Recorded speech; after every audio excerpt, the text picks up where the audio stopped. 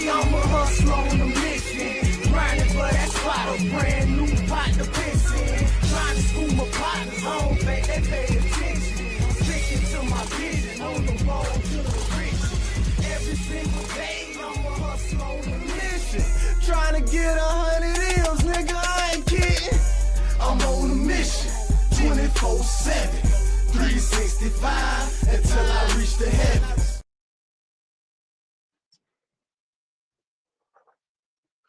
Yo, you know what's up, my guy? What's up, yo?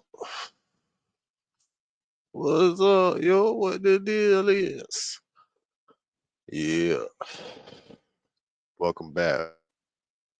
If you're new to the channel, please like, share, subscribe, and soak in some of this real nigga shit. Real nigga reaction, another R&R moment. Home Inc. TV. Hustlers on a mission every day. And I am capital. Whatever you do, make sure you do it capital and create a positive impact today and later. You feel me? Straight like that. We're going to get right into it, man. I want to see this shit. And I know you do too. The realest shit Dave Chappelle ever told me.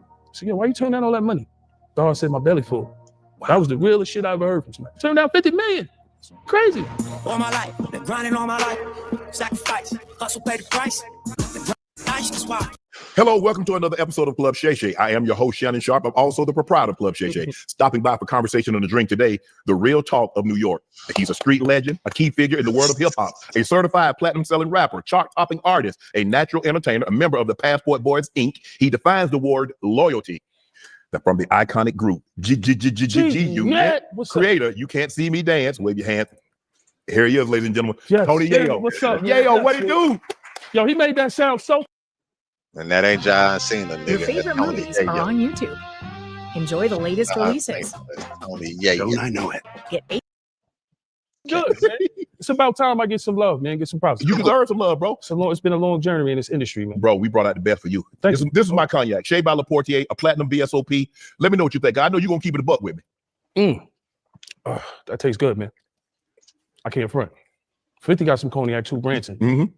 Y'all got some good shit. Maybe I need to collab with something because this shit is some good shit right there, man. I appreciate that. And I know you know something about Brown too. Yeah, I know about the brown liquor. 50 got the Branson. Yeah. I've always been a fan of Hennessy. Got some tequila And like right now, I was just telling my friend, I don't know if the liquor's watering down, but it don't taste like that.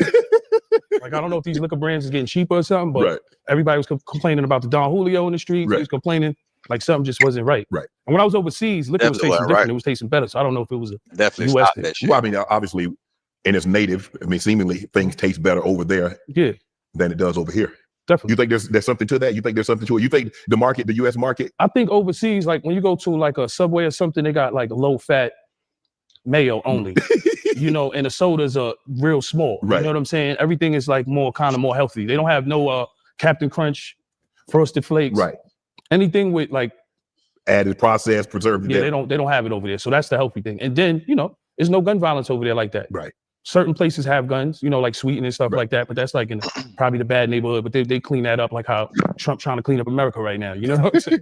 He got running down the street in DC. I was talking to my man from DC. He was like, he was scared to drive his own car in DC. My man Country. That's Dave Chappelle, you know, guy. So, and he was saying that he went with his mom. He had to go through checkpoints and all that. Damn. Yeah, I ain't trying to. Yeah, because the streets is crazy right now, especially, you know, where we from, New York City. Man, thanks for pulling up the Club Shay Shay. How you been, man? I'm good, man. Just came back from overseas. Where we went to Estonia. We went straight Estonia, Paris, Poland. Damn. We came out with Chris Brown in Manchester, which was that's like the new. I've been seeing snippets of it on social media. Shout to Chris Brown. He the new Michael Jackson. Yeah, that one. Nah, bro.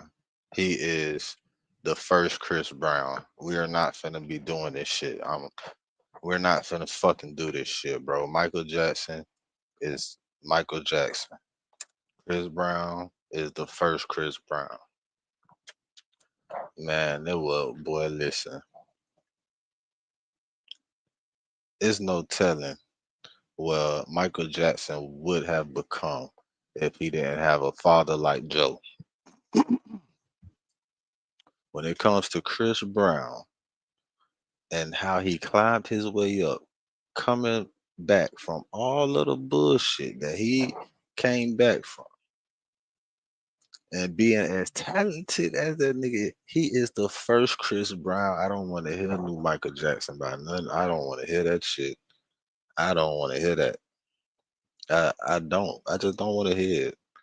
I don't want to hear it, bro. You got to give people their own space of greatness. It's like when they keep comparing LeBron to Michael Jordan. No, LeBron is the first. There will never be. I don't think I have to go any further with it. But He did that performance he did in the rain. Oh man, I was talking to like Curtis Battle because he did production for Eminem and 50 and a whole other people, and a whole bunch of stars. And he was just talking about one LED screen was like $40 million. And I was wowed by that. Like people got to understand the money he's spending on production. The production, you know about that. You know what I'm saying? I absolutely do. Millions of dollars. So a lot of the money that he's making, he's spending on the work to give the world a good performance. To make sure everybody knows this is top of the sold out MetLife Stadium. What was that? I think 80,000 2 nights in a row. Never been done by no artist.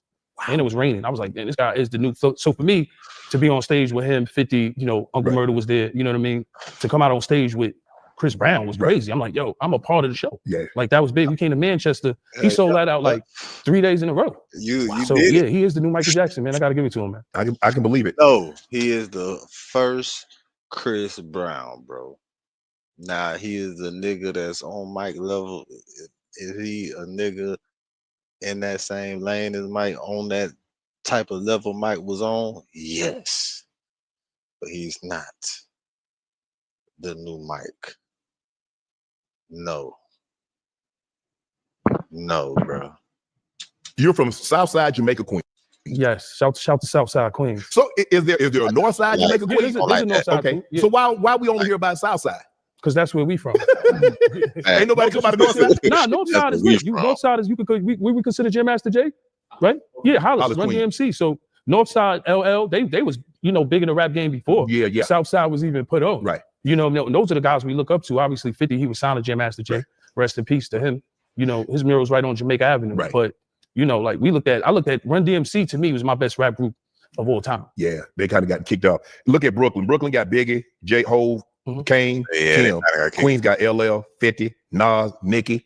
The Bronx, we know about the Boogie Down Bronx. KRS-One, BDP. Shout to Fat Joe, man. Too. Yeah, man. Can't forget about crack. God, man. So, is Queens the best borough? I mean, because I was in Queensbridge with Steve Style, and I was with Judge Nas, bro, Jungle, and got an opportunity to see down there. So I didn't get a chance to go over there. What was that line Nas said a while ago? Queens, run y'all niggas.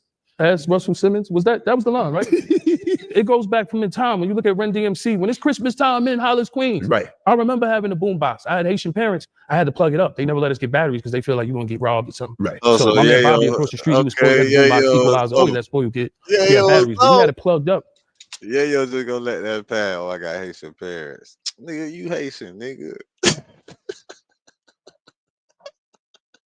You just let that shit go. Yeah, because I had Haitian parents. Bitch, you Haitian. You was old, nigga. To my mom's porch. We couldn't leave the porch with the radio. And we played that tape till the tape popped. Damn. And you got to think about it. What was their hit? They was the first rappers to be on MTV. Yep. Right? What they had a song with Bon Jovi? Mm-hmm. What was that? Walk This Way. Well, no, that was Aerosmith.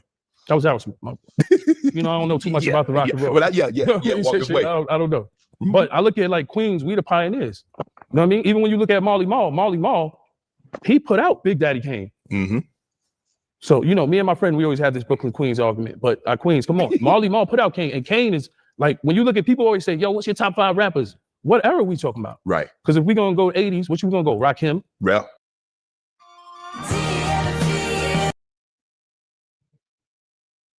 Shit, man. Late 80s, 90s was LL, though. I don't give a fuck what you say. Well, that's what I know. KRS-One, Slick Rick. Damn, you went all lyricists. You went all lyricists. I'm talking about the wordplay is exemplary. I think if you go into 80s, you got to put L in that. Of course, LL had hits from the 80s, the 90s, the 2000s, the 10s, the 20s, to the 2000s. It's just what was it? Was he signed to Def Jam when Jay took over? Living legend, nigga. I think that's what kind of makes it a little funny for him. Right. And I love LL. That's like hands down one of my favorite rappers. Yeah. Man, I think LL drop a hit right now on Fuck Nigga. I think LL got some shit. I think LL got some shit right now about 70. I bet LL got some shit right now for you fuck niggas. Do you feel L get the credit he deserves? Nah, hell no. I agree with you. Come on, cars ride by with the booming system. Mm-hmm. the Brooklyn Queens Going back to Cali, doing it well, yeah. Going back to Cali, I'm gonna knock you out. I need love. From the 80s to the 90s to the 2000s, hell no, they don't give LL as much credit as he deserves. Why? I don't know. Because I think the rap game is more about him. Because he turned actor, bro.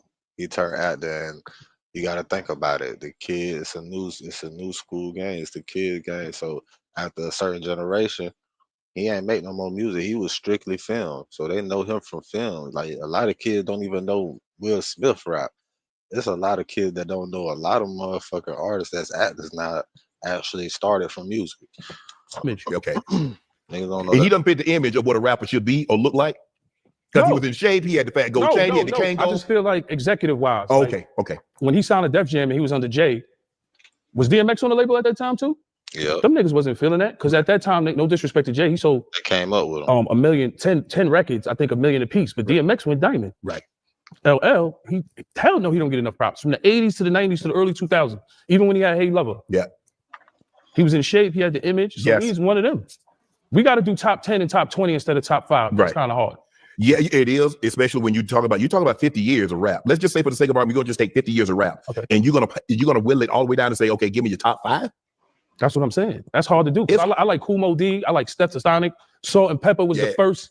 Nicki and Kim, you know, those were the first girls that Spinderella. I was still mad at them when they got the other Spinderella. The original Spinderella. Right. Because back then the DJ was as important as the rapper. Like Public Enemy had Terminator X, right? Jam Master Jay. Yeah. And then you had Jazzy Jeff and as well as other DJs. I just can't name it. But I love hip hop. Right. That's what I feel like it changed our lives. Like we went from being in my man Fat Shop basement when the police chased us off the block to being around the world and people know Tony Yayo. I might not have the fame 50 got. Right. I don't even want that fame. I like my fame a little better. Right. Because I feel like when you can go places and don't have to.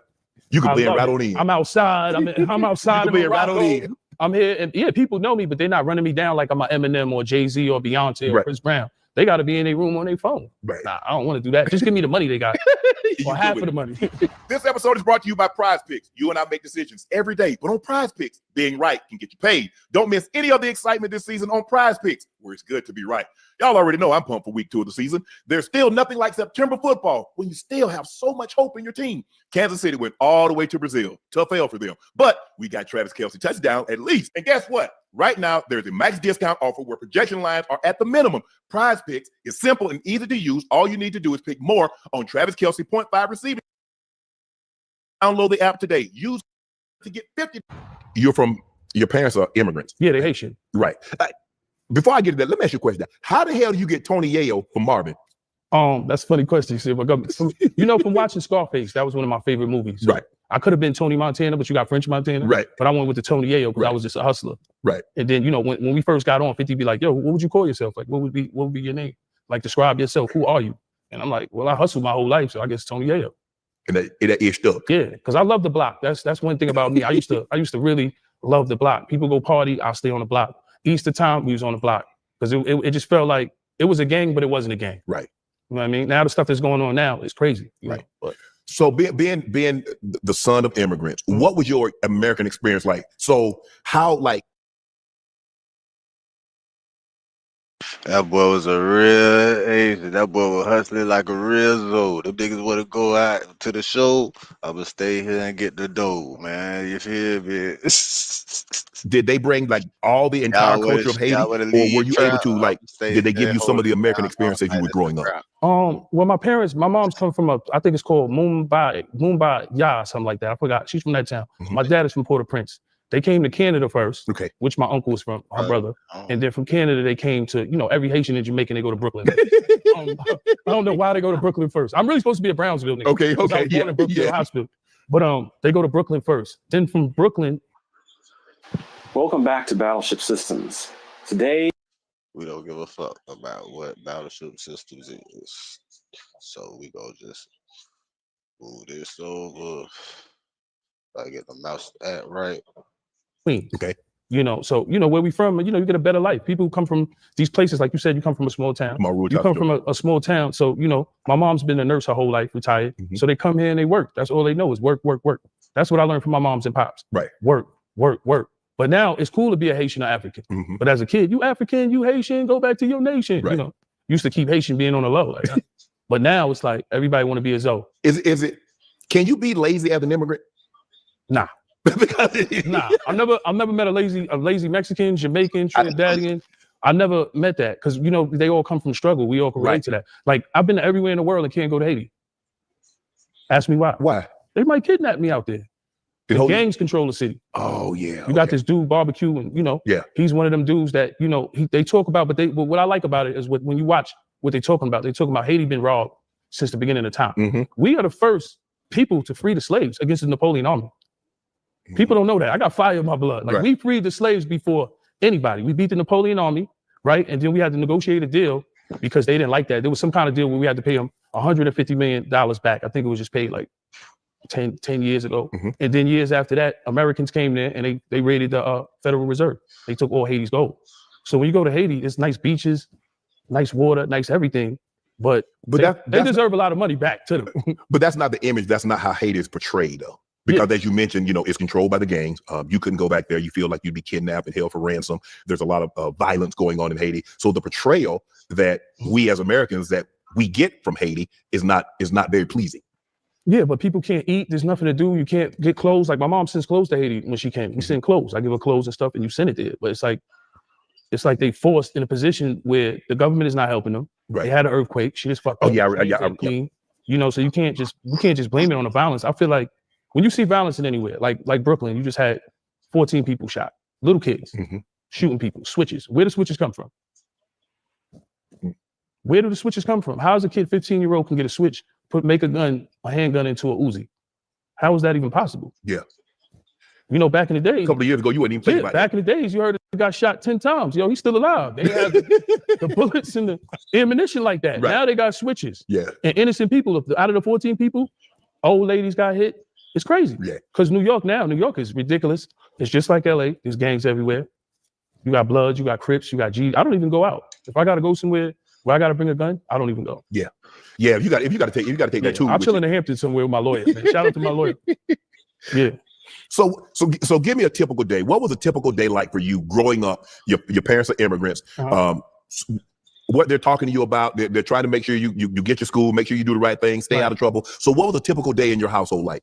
I feel like if your parents are like Haitian or Jamaican, it's love, but it's always tough love. Yeah. So it's not, I love you. I felt like I always looked for that for my whole life because my parents never did it. And I love my mom. It was always tough love. My mom's would go to work, Christmas, Thanksgiving, food on the table. That's how Haitian is. You go to school, get good grades. If not, get on your knees. You won't get beat. Like those are the kind of beatings we had.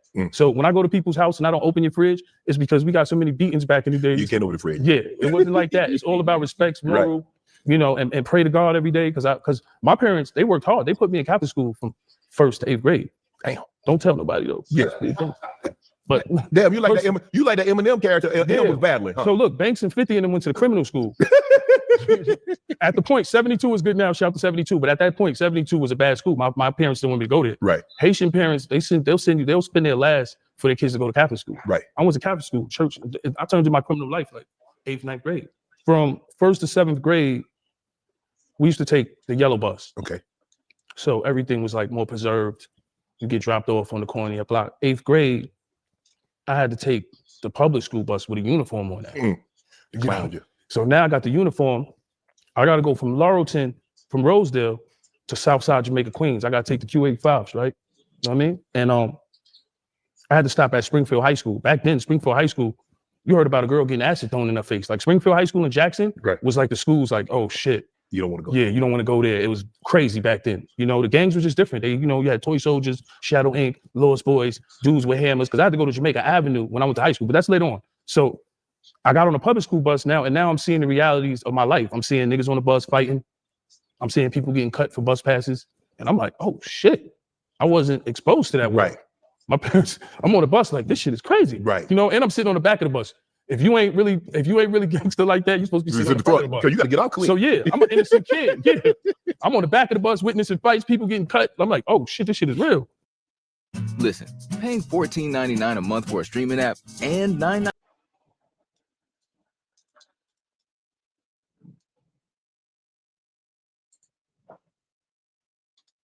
So I got a starter's jacket. Back in the days, remember I had the starter's jacket, A-balls. My parents bought me a starter's jacket. Never forgot this. Came on the bus from Springfield. Yeah. And the dudes was on the bus. So I had to ride to, I think, American Baisley? I think American Baisley. And that's when they pull a gun out on me. I'm a little kid. I'm in the 8th grade. Hold on. Did you actually think you could get on the bus with a starter jacket and get off with it? I thought I was good, yo. I was preserved. I had Haitian parents. They don't play. You got to be in this. When that light go on, nigga, you come in the house. Bro, don't leave the porch. I couldn't do it. My parents wasn't letting me just run the streets like everybody else was. Do you understand what a starter jacket was back then? Shay not listening, bro. I went from being on the yellow bus to not seeing crime to getting on the public bus, and now I'm seeing the realities of the world. So you saw the reality. So what made you possess you to wear that jacket? Because I didn't think I was going to get robbed. I was in La La. Okay.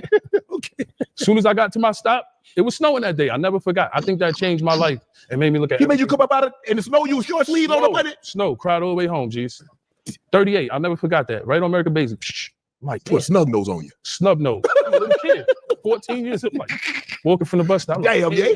Had to walk all the way Rochdale, no coat. You should have said, man, come on, bro. I'm just a kid. Come on, bro. He had a 38. I'm like, yo. You ain't do no talking? You just supposed to talk about, you supposed to say, man, come on, man. My mom worked hard for this. Because back in the days, remember, A-Ball and the starter, a lot of people not here. Yes. Your first time getting that iron pulled on you, like, man, here you go. What? You damn, bro. That's what I'm saying.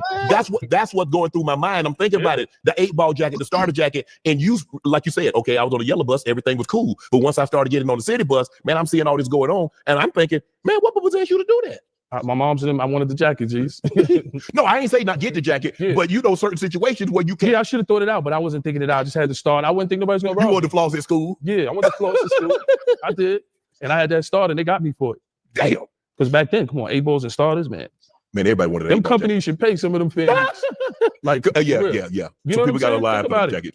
Because yo, we make the culture, bro. A lot of stuff that we was winning, Averexes, even Averexes. I remember dudes was getting shot for those. Members only, Pele's, Polo. Yeah. So it's like, man. And then when I went to high school on Jamaica Avenue, right where Jim Master J Studio was at. They changing that into condos now, but it was the Coliseum. Right. So that was the block where everybody meet at, and that's when I just nothing but crime up there. You're the youngest of 3. Yeah. So you close? Your family, y'all close? Yeah. I would say. You would say. I would say with me and my brother more. Right. Me and my sister, we all right. Right. Was she mad at you because you died? Because I read that your mom wouldn't let your sister go outside because she kissed the boy. Did she see it? Did they see it or you dime her out? No. My next door neighbor, rest in peace people. She was one of them neighbors that could slap you in the back of the head. Yes. She was always in the window for mischief. Yeah. So rest in peace to her. So she seen it and she told my parents. Yeah. And that's how Haitian That's community parenting. Yeah, they have you in the house for 20 years after that. I'll never see my sister again. Wow. So when your parents, so in other words, you're telling the story, your parents were really strict.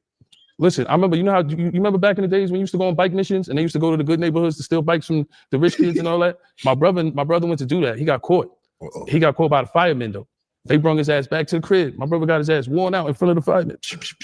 Like Haitian parents don't play. Jamaican parents don't play. Anything from that island, they don't play.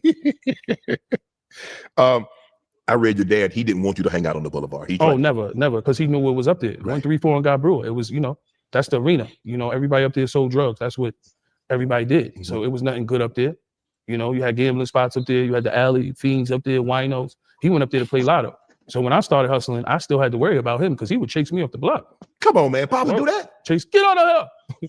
Get out of here. Haitian, crazy voice. Get out of here. Like, Pop, you blow it. No, I just had to run. What I'm gonna do? It was 12 chasing you. Pop getting you. Pop Dukes was chasing me off the block, man. Haitian parents, because he knew what was going on. But you know what happens normally when parents don't want a child to do something, it pushes that child in that direction. If a parent says, I don't want you to see that young lady, or I don't want you to see that guy, what does it do? It's almost like Romeo and Juliet. It brings them closer. It makes them want to do it even more. Did that make you want to? I think the ass whippings is what always saves somebody's life.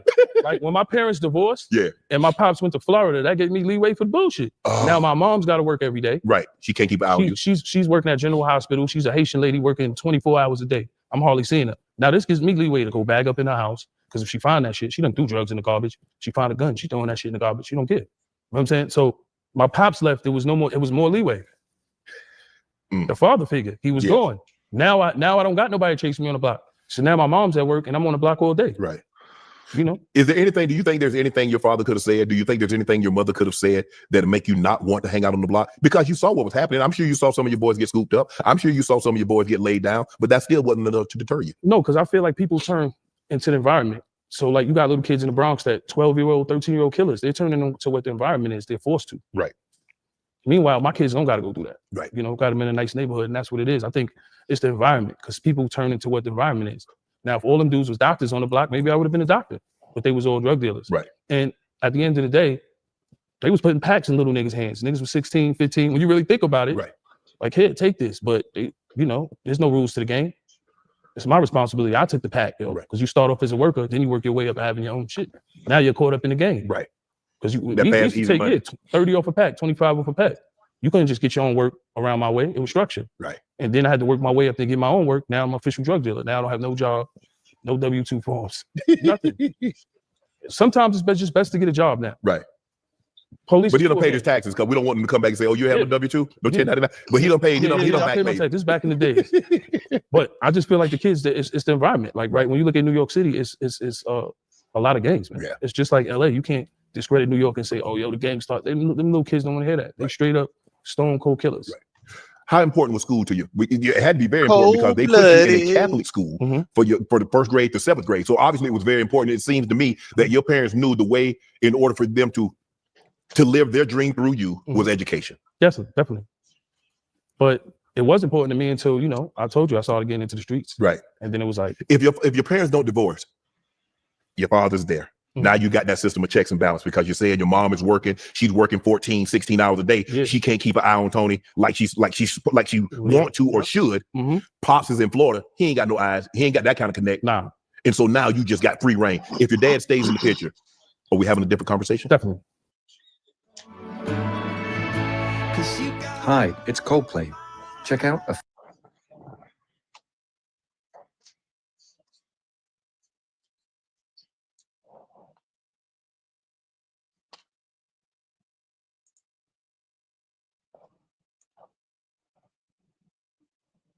100%.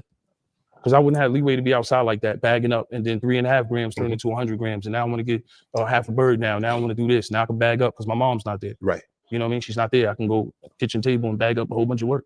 She's working all day. Were you ever scared that while you bagging up, she might come home? Nah, I knew her schedule. I knew her schedule. Yeah, I knew her schedule. All that being said, you dropped out of school in the 10th grade? Yeah. 15? Yes. Why? Drugs, selling just negative shit around. School and selling drugs, they don't go there. They're not synonymous? Yeah, they're not synonymous. I think any kind of crime in school is not synonymous, man. It just doesn't go together. You know, Yeah. It's a terrible thing. I don't try to glorify it because I made it this far and I got an opportunity to see the world. Like I'm not as rich as a lot of the rappers, but I got $1 billion worth of experiences. And I feel like that's what life is about. Right. And sometimes in this game, you feel like it's the devil's playground. You know, a lot of bullshit goes on behind the scenes because you always want to be in control of the that got the money. They always want to kiss ass. So, you know, like I love 50. It's never 50. Sometimes it's niggas around him.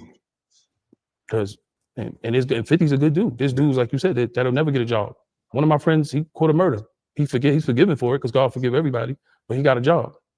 You know, a lot of dudes, you know, did jail time. Now you got a job because where you gonna get a job at without 50? So I love 50. 50's, you know, I love Banks. Banks, my dude. Banks, you know, we brothers. Right. So I remember us being in basements rapping when it was just the core G unit. 50 Cent, Lloyd Banks, Tony Yayo. You know, Game, dope rapper, but he was from LA. Right. Buck, dope rapper, but he was from Cashville. And when you look at Buck's situation, that happened when I went to jail. Right. You said your mom threw away 100 grams? Yep. 100? In the garbage. I told her it wasn't mine, so she helped me find it. Then I went and got it. How you gonna lie to mom? You couldn't let that pass. You couldn't let that weight go. Hell no. 100 grams back then? Hell no. Find that. That can't go in the garbage. That's money. Right. Yeah, that's how we looked at it. That's why I'm glad I'm out of that life, man. I had to left that behind and the luck of music. Is there anything your mom, if your dad is gone, yeah, he's in Florida. Yeah, if your mom sits you down and say, she's not calling you Tony, she's calling you Marvin, you're breaking your mom's heart. You're gonna end up in jail or you're gonna end up dead. Is there anything your mom could have said to get you away from that lifestyle, or had you gotten so ingrained in it, that's what you knew and there was no turning back? The worst part is when calling after you get locked up, you hear all that. You know, when you get locked up, my mom still came get me in Pennsylvania for selling drugs. Like me and my man GJ, rest in peace, his mom's Ethel Branch. They came to PA. We got caught with a little bit of shit because, you know, we was done for the day. Right. But we was from out of town. Right. So they came and got us. So there's nothing like a motherly love, man. Yeah. It's just the worst part is calling, you know. Because that's what a lot of these kids don't understand. Your mom's, you breaking our heart. Your dad, yo, I come see you in jail. Right. I send you some commissary. It's more of a tough guy thing with us. But the moms, you break her heart. And that's real up. That feeling, making that call, Mom, I'm locked up. Or Mom, I gotta put the house. I done jumped bail and had bail bondsmen giving her a heart attack. Yeah, boy. I was hurt. Even with this rap shit.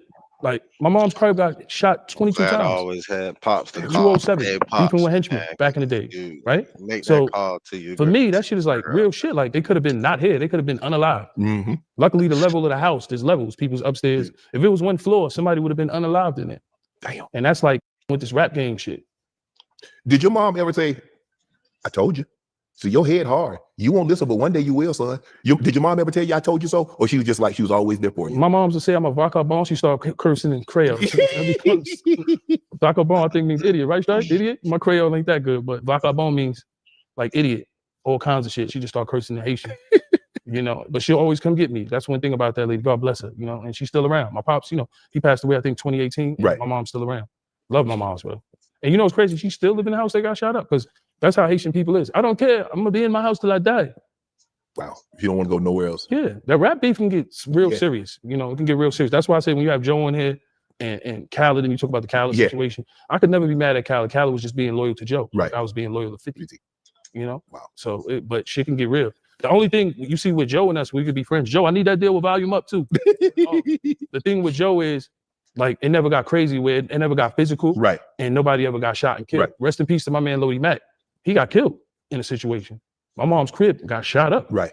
You know, my mom's crib silencer, shit get real. Bullet through stoves. And like, people got to understand, being signed with like a Kanye West or a Jay-Z is chill mode. Everybody's cool. We signed with 50 Cent. The that got problems with everybody.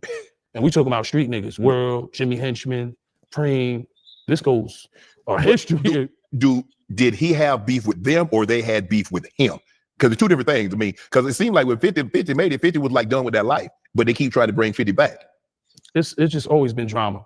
Like it's can you ever leave that? I'm gonna tell you, like, I believe Hip Hop Police was like damn near created because of us. Like Hip Hop Police used to pull me over, used to be like, yo, you number one on the list, Yayo. At that point. Wow. Because we had so much drama that it was like G-Unit was, yo, why they never out? G-Unit is banned from the club.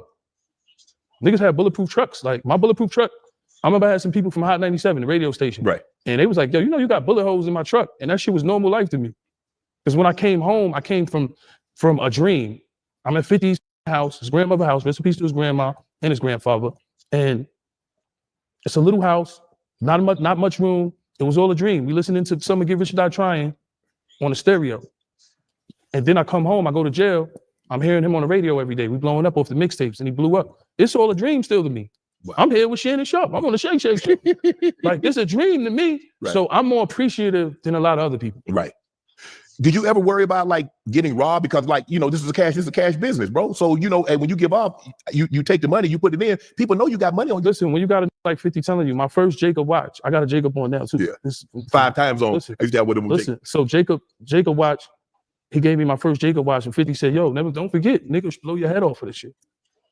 See, 50 he was ahead of his time. That's what people didn't understand. Right. He was ahead of his time, meaning because I'm only two years older than me. Right. Right. But he was ahead of his time. Even when he was outside at 12, that had him more advanced than a lot of niggas. He was ahead of his time. He always was a marketing genius. He always was smart. When he gave me the watch, he said, oh, don't forget, a nigga blow your head off of that. That shit stuck in my head like, oh shit, yeah. Well, you should have learned your lesson with that damn starter jacket. Yeah, I did. That was it. That's true. The starter jacket back in the day. Like, so you know what they'll do for a Jacob. No, but for the Jacob, he had to remind me because a lot of rappers, you know, their jury, you know, they feel like they'll die for their chain. Look at Rest in Peace, PNB Rock. Look, you know, they got him. He at the Waffle House in South Central. Yeah. Look at Pop Smoke. You know, you in Beverly Hills, but Hoover Street down the block. Yeah. It's a sad thing, but for me, I don't care about jewelry. Hell no. I don't give a. It's insured. Yeah, give me a nice car. I'll jump out of that with nothing on. I don't care about it because I feel like at a certain point when you're an artist, your face is a jewel. Yeah. So niggas like Nipsey Hussle, face was a jewel. Pop Smoke, face was a jewel. PNB Rock, your face is a jewel. You don't even gotta wear jewelry. Niggas know who you are. And if you don't wear it, niggas ain't gonna do shit to you. Right. They don't care. But now rappers know. Oh, yo, that's a Richard Millie. Oh shit, that's that's AP. Yeah, that's worth $150,000. Oh shit, yo, that's an order. Yo, he got. You got to think. You got niggas in the hood that where they live is cheaper than with that watch you got on. Oh, for sure. And it's like this everywhere: Philly, Chicago, New York.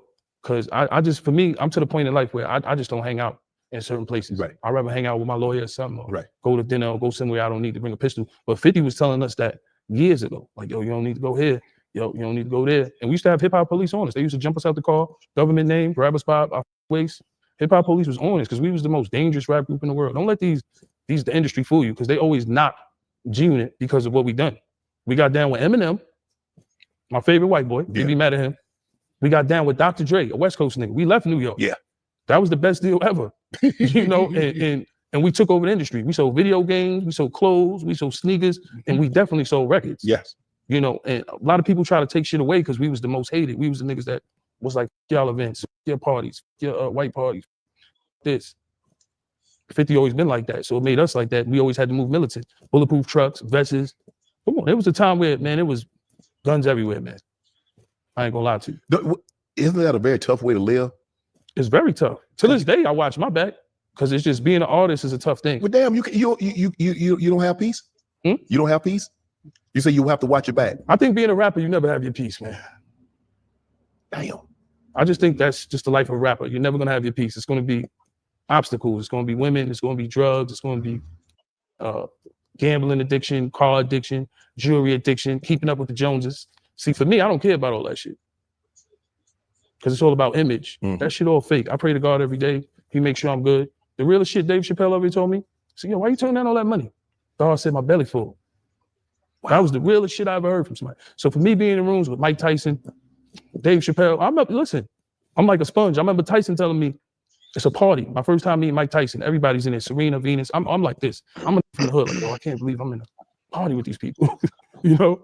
And Mike Tyson said, expand your horizons, Yayo. Some caviar came, and I never forgot that. That's what made me caviar, escargot, caviar pancakes in Paris. Them experiences for me is good. I'm good. I'm straight. I feel good. We just was in Italy partying with the owner, one of the owners of Ray-Ban and the owner of Dolce & Gabbana. Wow. You know, I done been in parties with Wesley Snipes. I'm like, this from New Jack City. Yeah. You know, nigga dancing and shit. I'm thinking of New Jack City when I see this nigga. We somewhere, Aspen, we somewhere film festival. Kardashians in there. We performing with Jim Carrey. I'm like, yo, this is Jim Carrey. Oh shit, I'm meeting Samuel L. Jackson. Oh shit. I'm in these rooms. To me, that's worth $1 billion, man. Right. I could be going tomorrow, and I'll take that with me. Man. So how do you the drug game? So how do you get into the rap game? Oh well, my man Fat Shy, he used to be a DJ. Okay. So he had one of them houses that everybody can go to, go smoke. His pops wasn't tripping. Shout out to RP, that's the big G. And we used to just be there. When the block was hot, we used to run there and we used to rap on the mic in the basement. Because, you know, in Queens, it was all about the mixtape. You know, we Grandmaster Vic, DJ Dog Time, Blazing Amazing, DeWick. We had all kind of DJs. So that was like the shit to go to the hole in the wall parties. They might get shot up. But that's back in the days. My man has to bring 8, 10 crates. So back in the days, those were, to me, I love DJs now, but all this computer shit is different. Yeah. Party gets shot up. My man Fat Shot, we still got to stay there and get his 10 crates because he's going to die over his crates. Rest in peace to my nigga. Yeah. You know what I'm saying? Yeah, because you got the album. We started like that. We used to be in the basement. We'll rap over Wu-Tang shit. We used to listen to Joe, Jealous One Envy. We used to listen all kind of shit. My man was a dope DJ. Right. Everybody knew him in the hood. So that's when we started rapping and playing around. I started rapping with him first. We had a little group, Rags to Riches. And then, 50, we had Lost Boys popping in the hood. Rest in peace, Freaky Todd. That was like the first niggas. Right. Freaky Todd was popping in the hood, Lost Boys being around. 50 had, the deal with Jam Master Jay. But 50 was to get money at the Benz and all that. So that's how he got to deal with Jay, because he was like 17 with a Benz. Damn. You know what I'm saying? So Jay looking at him like, who this nigga? He bops, run around the hood. 50 was a crazy nigga. Like everybody smoking drink, he running around the projects. I'm like, what kind of shit? So with that said, 50 was a different nigga. Like he'd knock niggas out in the hood. So yeah, he had a name. You know what I'm saying? Because he boxed. You know what I'm saying? But he had to deal with Jay. So from there, he went to Columbia. So I used to be with him all the time. Like, yo, this nigga, Fifth is ill. Like Fifth was in the basement. I ain't even, he was a hustler. I ain't know him for rapping. When he started rapping, shit was crazy. His first album he did, Power with a Dollar, still one of my favorite albums. Wow. Why does it seem like it's a natural progression from somebody that comes off the street and they go straight to the rap game? Remember when Biggie said you have a sling and crack rock or you got a wicked jump shot? Those are your two choices, huh? Yeah, I mean, it was like music was an outlet. Like music is a way for somebody, it was I get away from the hood. You running away from gun police, you running away from narcotics, you running away from, bullshit going in the hood. It's just like, it was our escape. And we started doing the mixtapes and people accepted. That's why shout out to all the G-Unit fans. They rock with us because what we did was solid. We had the streets. Back in the days, people wanted to beat up bootleggers. The bootleggers was our friends. Right. That's what I was saying with 50 with marketing. People used to come up to yo, Fifth, I'm gonna beat up this bootlegger. He got your shit. And Fifth be like, why you doing that? They're the marketing team. Looking at him like, he turned down deals for millions. I used to be in these meetings. Like, why you doing that? Nah, Fifth, that's not the deal. Fifth, we riding around in a 19, I don't know what year this van was. We had a Buick with no AC. We got vests and guns on. Why you just turned down 1.5 million? Nah, yeah, that's not the deal. Was always smart, always ahead of his time. That's why people be mad. Yo, you always mention 50. 50 is the reason a lot of shit happened. But you know how shit is now. You can't even post a picture or say nothing good about a nigga. Oh, 50, you glazing. You watching 50 cars. You glazing. Yo, you know he was going to say 50. Yo, think 50.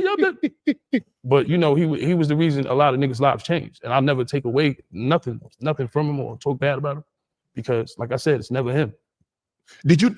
So how old were you when you first met 50?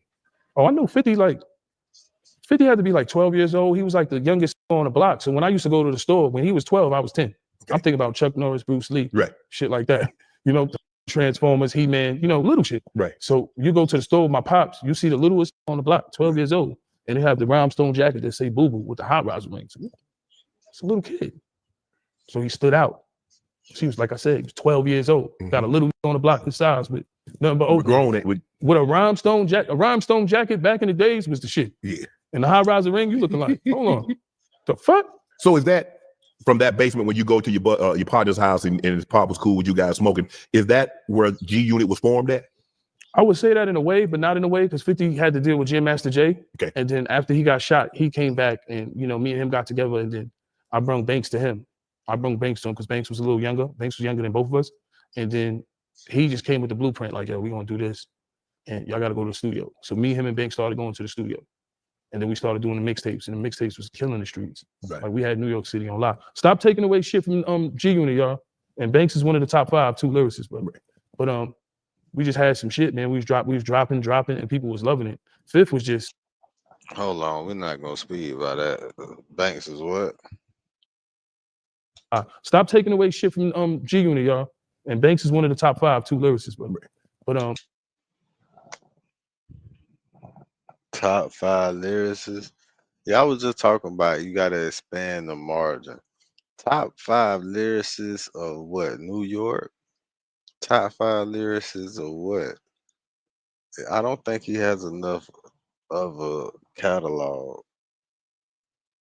for that. I don't think his catalog is strong enough for that debate. We just had some shit, man. We was dropping, and people was loving it. Fifth was top 5 lyricists. Do you know who the fuck you got a motherfucker put in that? Are you talking about I know you ain't talking about of all time. Ain't nowhere in the hell he talking about top 5 lyricists of all time. So what the fuck top 5 lyricists is Lloyd Banks of what? He is a top something. Top 5, no. I don't think his catalog is extensive enough for that.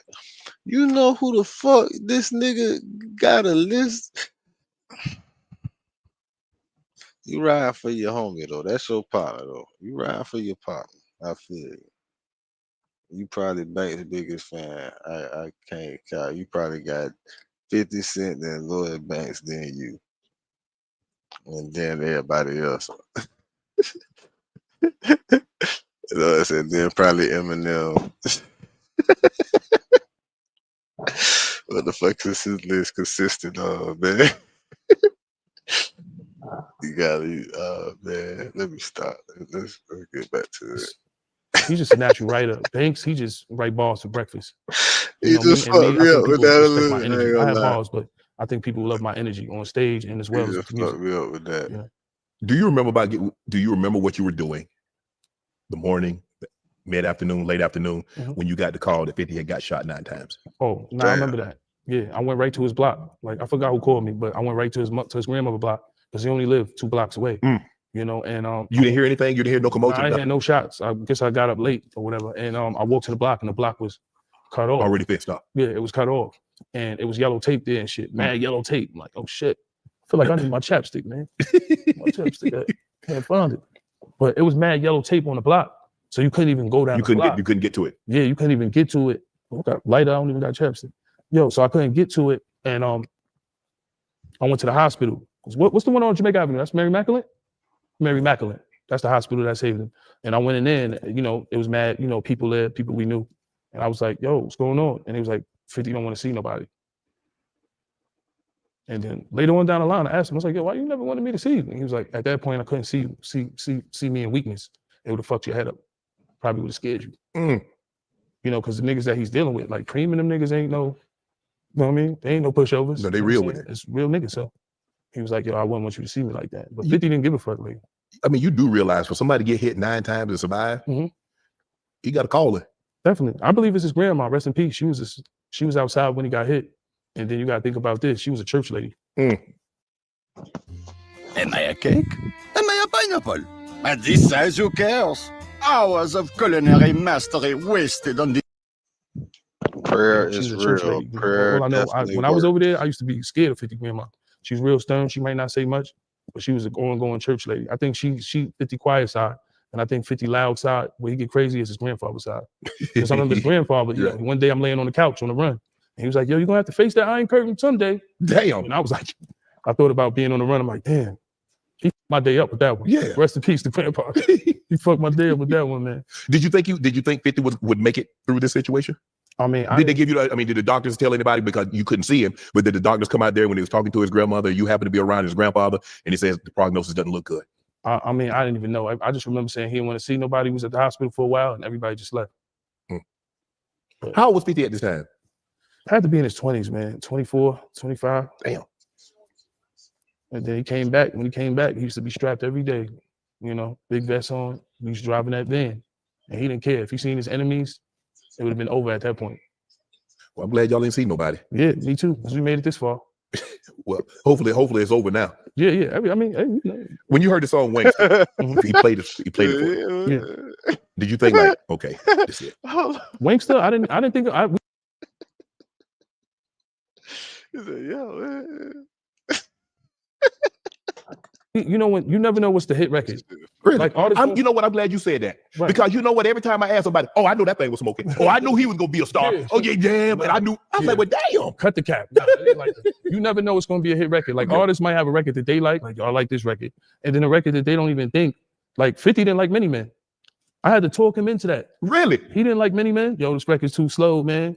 I used to be in the crib. You bugging? This is one of the hardest records. Yes. One thing about me is I always had the ear. When we in the studio, and I'm in the studio with Dre and them, you just know that Get Rich or Die Trying is gonna be some shit. Like that's one of my best experiences in my life, being in the studio with Dr. Dre and Eminem. Dr. Dre was different for me because you know he smoked hella weed. You know the weed is in there, yeah, the cognac's in there. I'm in LA for the first time. Like, oh shit, he's playing in the club beat. He's playing PIMP beat. He got all this shit in the vote. I'm like, damn, this nigga Dr. Dre got to be one of the best producers in the world. That's one of my best experiences. Then when you were Eminem is more serious. Like he got playing pianos and guitars and shit like that. You're like, damn. Ain't no smoking. Eminem will tell you Many Men, the footsteps. He'd be like, them footsteps are from Poltergeist. Like, what you know that's producer that's like that? No, those are the footsteps from Poltergeist. I'm like, that's and Many Men. I'm like, he's listening to the little things. Damn. They take away from Eminem. Let's keep it real because he's a white boy. Yeah. Let's keep it real. I don't listen to Eminem. Duh, I don't listen to him in the car. You can't name 5 songs. It don't matter. He still do billions of streams. Give me credit. You know, when you look and then look at what he did group wise, right? You got D12. D12, yeah. You got G Unit. Yep. 50 cosign. You got Griselda. Right? No. Let's not forget. Let's forget about Joe Buttons. Let's go back to Slow the House because you can't forget Joe Buttons in them. And then Griselda. All them cosigns help bring success to these artists. You don't think so? Yeah, for sure. But we worldwide because of Eminem. I don't know why people have a hard time giving people credit. It's Benzino. It's the only one.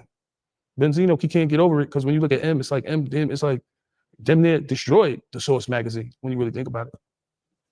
It's nailed in the coffin. It was over. Yeah. Benzino kept getting at Eminem, but the machine was so big that it was like, what? Yeah, you can't tell. All right, you got the biggest rapper right now, 50 Cent, Eminem. We're gonna go to XXL. And then you got fuck the Source. And you got Dre. Dre at that time. Dre with the big Dre. Come on. You heard them beats on Get Rich or Die Trying. You heard Eminem beats. Come on, bro. Dre, Snoop Dogg. Come on, shout out to Snoop. Like, if you're an actor and you say, well, you know, Denzel Washington's my acting coach, that's instant credibility. Even when you look at Game did 5 million. He sold a lot of records. I would never hate on Game. I was on his first album. But come on, Dr. Dre co-signed. Yes. 50 co-signed at the same time. Eminem, G Unit. Come on, bro. Anybody who signed on G Unit at that time was going platinum, going gold without a problem. But never bite the hand that feeds you. That's what I learned about this. Never shit on the person that turned the lights on. Yeah. 50 could diss me tomorrow. Yo, Facts. him. I'm good, 50. Yeah. No disrespect. Because you turned the lights on for me. And I Right. appreciate that. Sometimes people have a hard time remembering or realize, or they have short-term memory. Yeah. Because, well, they didn't do it yesterday. That was 10 years ago. That was 15 years ago. Because we live in a society now. What have you done for me lately? Exactly. I'll never forget Mhm. what someone has done for me. Be it 10 years, 15, 20 years, it doesn't matter. Mhm. Everybody got at me because when Skip and I had our public thing on television, Right. I said I was sitting across from him because he hadn't signed for me. I wouldn't have been able to be in that situation, so he could get at me like that. Right. I got back on television. I was out of television for 2 years. Even when they didn't want, the higher ups at Fox didn't want, he says, I won't do the show unless. YouTube Premium is ad-free YouTube and the YouTube Music app all together. Uninterrupted videos and an app. He's across from me. That's real. Yeah, Man, never forget please. who turned the lights on. You can't forget that. Yeah. Yeah. I mean, he might say it hurt at the time, but I still realized that the position that I'm in, a lot of what I have was because I got back on television and he gave me an opportunity to show how well-rounded I was, that I could talk about a lot of other things other than football. Right. He gave me that opportunity. I'm forever grateful. Me, that's how I feel. I'm forever grateful. Anybody put me on. That's why I always shout out Eminem and Dr. Dre. Yeah, for sure. You know, should. you do too much now. You can't even put a picture with social media. He glazing. He Man. man. Yeah. Yo, 50's kids, Yeah. this, that. You're watching 50's car. Yeah. But it's cool for me because that I learned, I put my faith in God. Mhm. That shit don't mean shit to me. I've been making money before there was a Instagram. I've been traveling the country before there was a Instagram. That shit don't mean nothing to me. And I know how the rap game is. Don't like me. Right. And I'm cool with that. I'm not mad at anybody. I got money with 50. I don't need to be friends with everybody. I never disrespect nobody. Right. You know, I just sit back and be humble. That's it. When you guys started to blow up, Mhm. you on the run. Yeah. I had a gun charge. Why'd you go on and face the charge?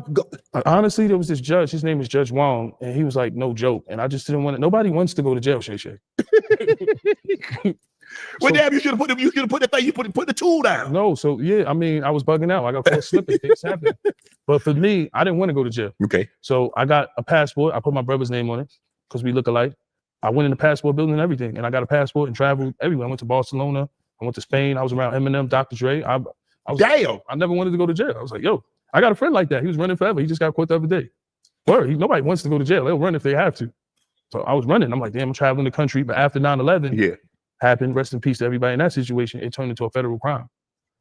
So people at the office were so stupid. I'm gonna tell you what it was. I don't want to say the girl name, but they gave me my paperwork. I'm just from jail. I had my first day out, coming home. I got my paperwork. I didn't even check the paperwork. The paperwork had the passport in it. And the passport had my brother's name. It was a faulty passport. Huh. I go to parole and hand the shit to my parole officer. Oh, here, man. Nigga. I'm excited. I'm home. I'm Tony Yayo. Oh, shit. The paperwork. Home. Get to see my daughter. She was born. Gave the paperwork to my parole officer. He was like, wait a minute. The passport with your face, but not your name. This is a phony document. He called the feds, and my first day out, I had to go back to the jail. I went to federal prison. Stupid. What? Well, it was a reception jail, MDC. They had me in there for a minute. I was in MDC because that was like they gave me 6 months and probation. That was because it was a federal law. Once after 9/11, you Yeah. got a fake passport. Now it's federal crime. Damn. That's a stupid. You get out one day. Just my luck. Life ain't never been easy for me. You're like, damn, I got buzzard luck. Hell yeah. Yeah, that was a I was in that cell humbug. like, fuck. That's what we call a humbug right there. That is a fucking humbug. I ain't heard of a humbug like that in so long. But that was a long time ago for his ass too. That was a humbug, boy. God. That's when you drop a tear when you by yourself. Was that the first time you cried in jail? No, I mean that was the first time, yeah. Because my first day, I'm like, You out, you got freedom. You skipping up there. and you know what's up on the ride? I'm handcuffed, and I'm hearing, I want to get to know your G-Unit song. I'm like, oh my God, bro, it's on the radio. That shit is G-Unit's playing. I want to get to know you with Joe. I'm like, damn, man. Got to my cell, yeah, I dropped a tear. Yeah, we only human, man. You spent time on 50's couch. Of course. Slept on his couch. Yeah. Family's around. Mhm. Tell the people the protocol.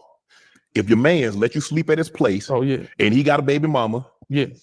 The protocol is make sure you fully clothed. Always keep sweatpants on. Try to stay out the way. Yes. Your business. yes, You know, keep a shirt on yes, and try to stay out the way as much as you can. You Right. know, don't smoke in their house. Don't do too much. Don't open their refrigerator unless if asked. You ask. because sometimes I don't know. I mean, 50 a real one. I don't know, man. Did he live there? I mean, like on the couch. Live with Fifth. Nah, he know I'm not. But I'm saying, but just I mean, you crashed the couch, man, and his people's there. I feel like this for me. Once it's your lady, I don't even look. I look at her in my eyes as that sis. That's just how I was. Yes. Okay. That's you know, niggas get smoked for shit like that. For real though. Like I'm not with your wife. I don't even want your side joint if you have one. Like that's just how I am. I don't play with dudes women. Mm-hmm. So for me, that was sis at that time. Right. You know, and I had love for her son. I still got love for her son. Marquis still got love for him. You know what I'm saying? I still got love for him. You know, sometimes the baby moms get at me a little bit online, but I don't pay no mind to that, man. I just stay humble, man. You know. You told the story that 50 granddad told you. So you're gonna have to face that steel curtain. I remember 50 baby moms one time we was at dinner and she was like, y'all are all robots. Right? Because we only listen to what 50 said. We never, she say something, we ain't, that's white, that's your girl. We over here. Yeah. So 50 say something, we do it. So I remember one time she said, y'all are all robots. And my man Halim was like, we are robots. That shit was funny, man. I got the stories, man. I'm always getting put through the ringer. Yayo, because look, when somebody don't talk the Fifth no more, it's automatic. Yayo. Yeah. Except for Banks. Know what I mean? It's automatic. Yayo too, man. And I'll be like, damn, I ain't even. Yeah, you got beef with him. How I get drug into it? It's always like that. You heard Fat Joe? We wanted to kill Yayo. Throw him in the trunk. They were serious. Everybody wanted. It's always Yayo. Right. And Yayo stay out of the business. I love 50. I stay out of his business. Whatever happens, whatever he does personally, that's what he got to deal with. I don't get involved in that. That's your lady. That's your kid. I ain't got nothing to do with that. As for Marquise, I got love for him. I ain't got no problems with him. But that's between him and 50. Yeah, I stay out of that. That's not none of my business. I stay out of people's relationships. Yeah. You know how sometimes in the hood, nigga might be slapping up his girl or something like that, and it come save her, and now they all both beating you up? Yeah, that's what happened. That's what happened. I stay out of relationship business. Because you know they're gonna be back. You know they're gonna be back together in a day or two. I stay out of people's business. You got to. You know, that's how I made it this far. Especially where we from, mind your business. New York City, that's one thing we good at. Mind y'all do business. Y'all pretend y'all don't see nothing. It's like, man, you just saw. People take, and you know what? People from the South take it personally. They do. Because we help everybody. Like, no, don't do that. Listen, when you even think about it, right? Ross and 50, right? Ross is not, they got a beef because 50 didn't say what up to him. That's just a New York thing. Right. At one of the awards. I wasn't there, but that's how it sparked. Right. Nigga ain't say what's up to me. Because down south, y'all have more of a. Yeah, hey, how you doing? Nigga bring you an apple pie to your crib. Nigga from New York is looking right straight. They absolutely. Poison in that shit? Yeah, they do. My man mom's one time we eating. Rest her soul. My man Strike. We eating. She come to us. Yo, if the people next door offer you food, don't eat it. 2 minutes later, God came and tried to bring us a plate. We like, no, we good. I don't know till this day why she said that, but I listened to her. Right. New York, we just different. Yeah. We getting beat up. I don't care if you're white, Jewish, black, Mexican, Dominican, Puerto Rican, whatever nationality, Jewish, everybody's tough. You might think this dude is soft. Don't talk to me like that. Be ready to box. So New York, we just naturally mind our business and keep it moving. Right. So when you look at the whole world situation, right? Mm-hmm. And I know he probably gonna go in, yo, I'm in my pool, you, whatever, because I don't care about all that material shit. My higher power's up there. Right. So for me, like you just mad, you have a beef with a nigga because it didn't say what up, but that's just more of a New York thing. Right. Down south, y'all embrace each other more. And I love that too. I love going to Atlanta. We do. I love it like that. We love it. You go to the country and people say hi to you. We're not used to that shit. Yeah. Shit. Because when I remember when I moved to Atlanta, the white guy across the street, he brought me a cake. New York City, when's the last time you seen that? he brought me a cake. Yeah, he says, he's like, if you ever go out of town, you need me to watch your house, I'll watch the house. I end up giving the man a key to the house. That's crazy. I'm gonna tell you why. When we overseas, me and my man Uncle Murder, we do odds and evens to see if certain white people gonna get in the elevator with us. Because we black niggas in a 5-star hotel. Right. But we not supposed to be, we the only niggas in the hotel. Yeah. We here because on a behalf of 50 Cent. We do odds and evens. Yo, is this nigga gonna get in the elevator with us? Right. Damn sure. Spin around. I seen a little kid running the elevator. Mom's go, what are you doing? Right. Snatch him up out of there. Yeah, we in the Monty Hotel. We in the best hotels in the world. They ain't never seen a in there. Right. Like, man, nigga, what? We got pulled over on our way here on yesterday.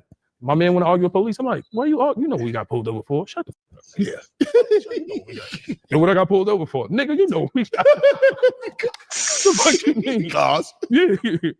You fit the description. Sometimes I ain't gonna front. I hate when people argue with police. What I got pulled for? You know what you got pulled over for. Mm-hmm. All this Trump shit going on. Like I told you, my man running through DC, he don't even want to drive. Damn. Yeah, I hope they don't come to New York and all these other places with. Yeah. But it's crazy. Rikers, what was Rikers? How long were you at Rikers? I was in Rikers for like a couple of months. That's the worst place to be in. Is it? Yeah, it's the worst, man. That's over there by LaGuardia, isn't it? Yeah, it's the worst, man. Y'all see the planes take. Did you daydream? I mean, because you see. That's the real, to me, that's the real gladiator school. Like, one thing about New York grimy is different than everywhere else. Like, niggas used to spit razors out their mouth. Like, people used to be professional girls who cut you. Like, New York is grimy. So, like, Rikers Island, like, a motherfucker will spit a razor out on you, cut you, and you wouldn't even see it coming. That's how it is for breakfast. It's not a game. That's one of the most scariest experiences you could have in life. Damn. It's going to Rikers Island. You're going over the bridge, you see the home of the boulders, you bumping on it, it's your first time in. You know, it's the most insane thing I had to deal with in life. I never wanted to go to jail again. You got to smell other people's shit, take showers and shit, watch your back. This just broke up with his girl. You got gang over here extorting this nigga. You got bucket stolen, motherfucking cut for cigarettes. Like, what the whole nother world? Jail and prison is a whole nother world. I did skid bids. Like, I learned my lesson off a little bits. Like, I can never do this. So what's the difference between jail and prison? Oh, jail is Rikers Island, MDC. Right. Prison is, up top the mountains. You got to figure out what car you're gonna be in. That's prison. Prison, a whole other world. That's when you go up north, Green, all that. Yeah. Attica. Jail. That's jail is Rikers Island. Right. Prison MDC, is up MCC. the road. That's federal. Yo, listen, it was to a point when this G Unit, and this is one thing why I say I love 50 again, is we had a lawyer for every situation. We had Steve Murphy, bodies. We had Scott Lehman, federal. We had Bob Macedonia, state. The list goes on and on. Edwin Hammond, I haven't heard from him. He was a parole lawyer. There's a different lawyer for every situation. So a lot of these kids, they get in trouble and they don't even have the lawyer money. The lawyer money is the main thing you need to make sure you're good. Because with a legal aid, you're going straight to prison. Oh yeah, you go. Yeah. Even if you're innocent. Oh yeah, he gonna what you call it? He gonna be at that. He gonna plead that. He gonna plead that, Yayo. Yeah, there was a lawyer supply for every situation. Yeah, every situation. And I needed one for that. But jail, experience. Prison, I never really went to. Right. I did the shock program. Everybody be like, oh, he went to shock. He didn't go to real jail. That's right. I wanted to get home. It was blowing up. We outsold Jay-Z that year. Right. With Beg for Mercy. Right. I remember seeing it in the paper. One of the CEOs went to. I was like, Beg for Mercy, that's you, right? I was on the cover. How'd that look? You on the cover of a magazine and you in here? Yeah. They're like, bro, if you don't get your ass out of here. That's why I always say Eminem wearing the free Yayo shit at the Grammys was like, that was a turning point in my life. Because he didn't have to do that. I was on Rikers Island. And I was like, yo, free Yayo, Eminem, At this point, he's selling 16 million records, hard copies. Not streams, not a machine. This is facts. Like, you going to FYE, Blockbuster, Tower. Target. Good times. Yeah. 16 million. So when M got that shirt on Free Yayo, are you watching it? I watched it. They look at you like, yeah. Shout out to Tracy McNew and Paul Rosenberg. They called me from Shady, Mark LaBelle, and they was like, yo, make sure you get to watch the Grammys that night. And I'm in my house, C73. I didn't go on no Debo shit because jail's about politics. Because you can get stabbed over the TV and the newspaper. That's what they tell you. 3 warnings: TV, newspaper, and the phone. That's where a lot of shit is it first come, first serve? Or is there seniority? You got the Spanish dudes, they might want to watch Caliente, and then you had the black dudes, they may want to watch BET or something. Right. But I told them that night, I just need a couple of seconds to watch the Grammys.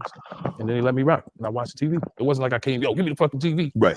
I was locked up with one of Diddy's security guards, Big Bones. Where? That was Diddy, like, man. That was my man. That's my man till this day. Named Bonds. It's my dude. You said something very interesting. You said blacks versus Hispanics in jail. You said Hispanics go to jail, they're protected by their own. But when blacks go to jail, they're beefing with their own. Yeah, that's how Rikers was. So Rikers, they could be in the same gang. You could be blood and I could be blood and they still banging. Or you could be Crip and you could be Crip and they're still banging. Why? I don't know, man. It's just the way it is. But you said the Hispanics or the area. Oh, yeah. When a Spanish dude get to jail, some Spanish, you good money. You good money. Yo, you need sneakers, you need protection, you need a knife, you need this. Because that's how they stick together, bro. It's a shame sometimes black people should stick together. How can we do that? How can we stick together? I think it starts with people like me and you talking about it. It's like, what can we do to make a difference? You got little kids out here with switches everywhere you go. Nobody cares about them. Trump just took away a lot of after school programs. So you got more little kids in the street. Yeah. And then the guys that are trying to help them, that get the grants and try to get the guys off the street, like my man Dro. You know why it's like that in prison though? Because these motherfuckers been brainwashed. You know what I'm saying? Self-hate. That's what it is. It's self-hatred. Crabs in a bucket type shit. Niggas hate they self, bro. It be self-hate. Now I don't know about everywhere else, but how he said how it is up there. But yeah, man, different sets should be petty bullshit, bro. Cause niggas don't know the God within them. That's why. From Shady, you know, that he works with the kids. He brings rappers Yeah, around sure. him. People like you, they need a way out. That's what it is. Because my kids are good. I'm good. You know, now it's what can I do to make things better? We got to talk about it. Where do switches come from? Why can somebody and why they ended up in our community? Exactly. How can somebody make a 3D gun now? Like, where's all this coming from? So we say we want to clean up the streets, but where is it coming from? And why do we need a 3D gun? Because you're being in places where, when we go to the Bronx, man, listen, I don't even go to the Bronx. The Bronx to me is a no-fly zone. Damn, yeah. Yeah, I ain't going to the Bronx. I might go to Fat Joe in the dispensary or something real quick, but I ain't going to hang out, mingle, shoot a video. Dangerous out there. And what it is, you know, the kids, the shooters are getting younger and younger. They 13, 14. Yeah. They got drill rap now. Niggas in the Bronx. I just smoked your brother out. Man. That shit is crazy. That shit is some crazy shit. And I'm not against all the drill music. Sometimes, you know, some of it is entertaining. But when you're saying you smoked somebody's brother or did this and did that, or I killed your brother, that shit is back and forth. That shit is really real. So now where does it stop? Because you do me, you do my brother, I got to get you. It never stops because they go right to Instagram.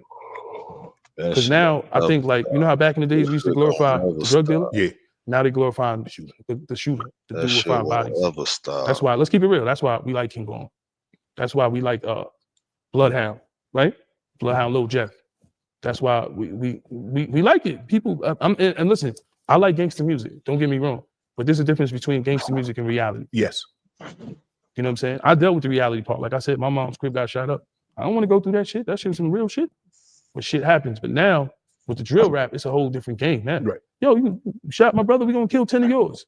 Go right on Instagram because now you got social media. Mm-hmm. Well, that's even more crazy because they don't care if your mom's in the spot, your kids. You see it every day. They run down on anybody now. They don't care, man. They don't care. Some people, innocent people getting shot just riding through blocks in Chicago. Oh shit, that's the op. No, you just shot an innocent lady. Now that's when it's going too far. Yeah. Protect yourself, cool. Protect yourself. You should always be able to protect yourself, right? But when innocent people get hit, like I told you, the Brooklyn thing, lady was 61 years old in the Jamaican spot. That's dumb. How they getting all them guns? It's hard as hell to get a gun in New York, Yayo. I mean, they hard for you. Because I'm trying to do it legal, huh? Guns is like t-shirts, man. If you want what you yo, look, I used to think there was no guns in Canada until I went out there. It's just the price of a gun in Canada costs more than the price of a gun in New York. To get it to Canada, that shit might cost you $10,000, $5,000. You know what I mean? So the price go up for the gun, but the guns is everywhere. Them shit's like, hey, come on, bro. You see them kids in Philly, man? Yeah. The kids in Chicago. Come on. I heard a man say with the shooting in Brooklyn, a dude got shot so many times when they lift him up, it looked like there was no more blood in his body. Like I said, back in the days, nigga get shot 5 times, 8 times, survive. Yeah. You don't got a 3, you got a 9-point, a 9-point. Yeah. You put a 7mm. Now, they get hit with army with stuff made for the military. 38 niggas got no more blood in his body. God damn. Said a nigga got shot so many times he got lifted up. When he got lifted up, it looked like he ain't had no more blood in his body. Damn. What? Yeah, 308-223. Yeah. Now the reason how we finish, how does it get? Do you know how a nigga look with no blood in their body, bro?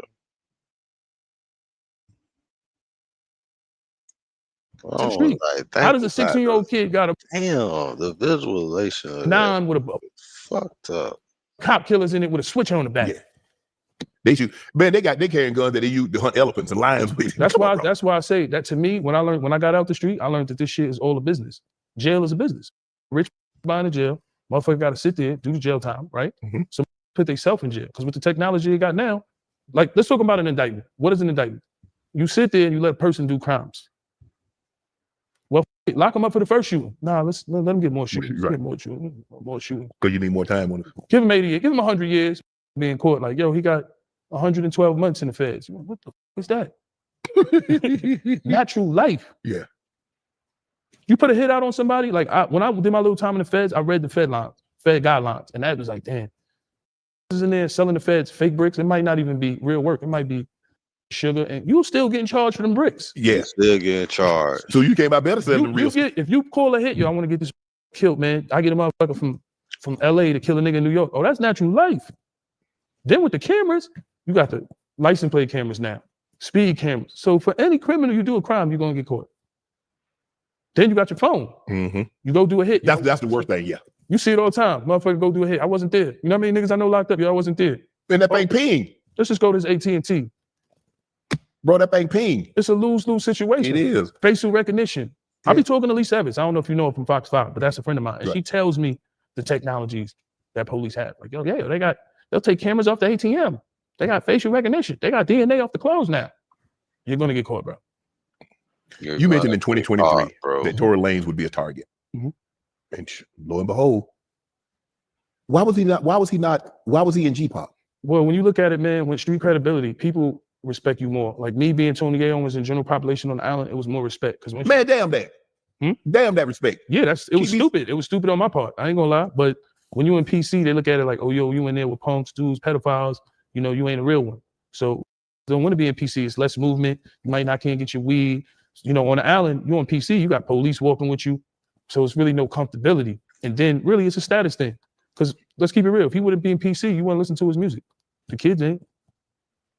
They want it to be real. So to be hard, you're gonna be in there and almost lose your life. Yeah, it was a dumb thing, general population. But it's a dumb thing. But you know, he should have been secluded because he's a star and you the biggest target. Any rapper go to jail, you the target. You gonna make a name. Yeah.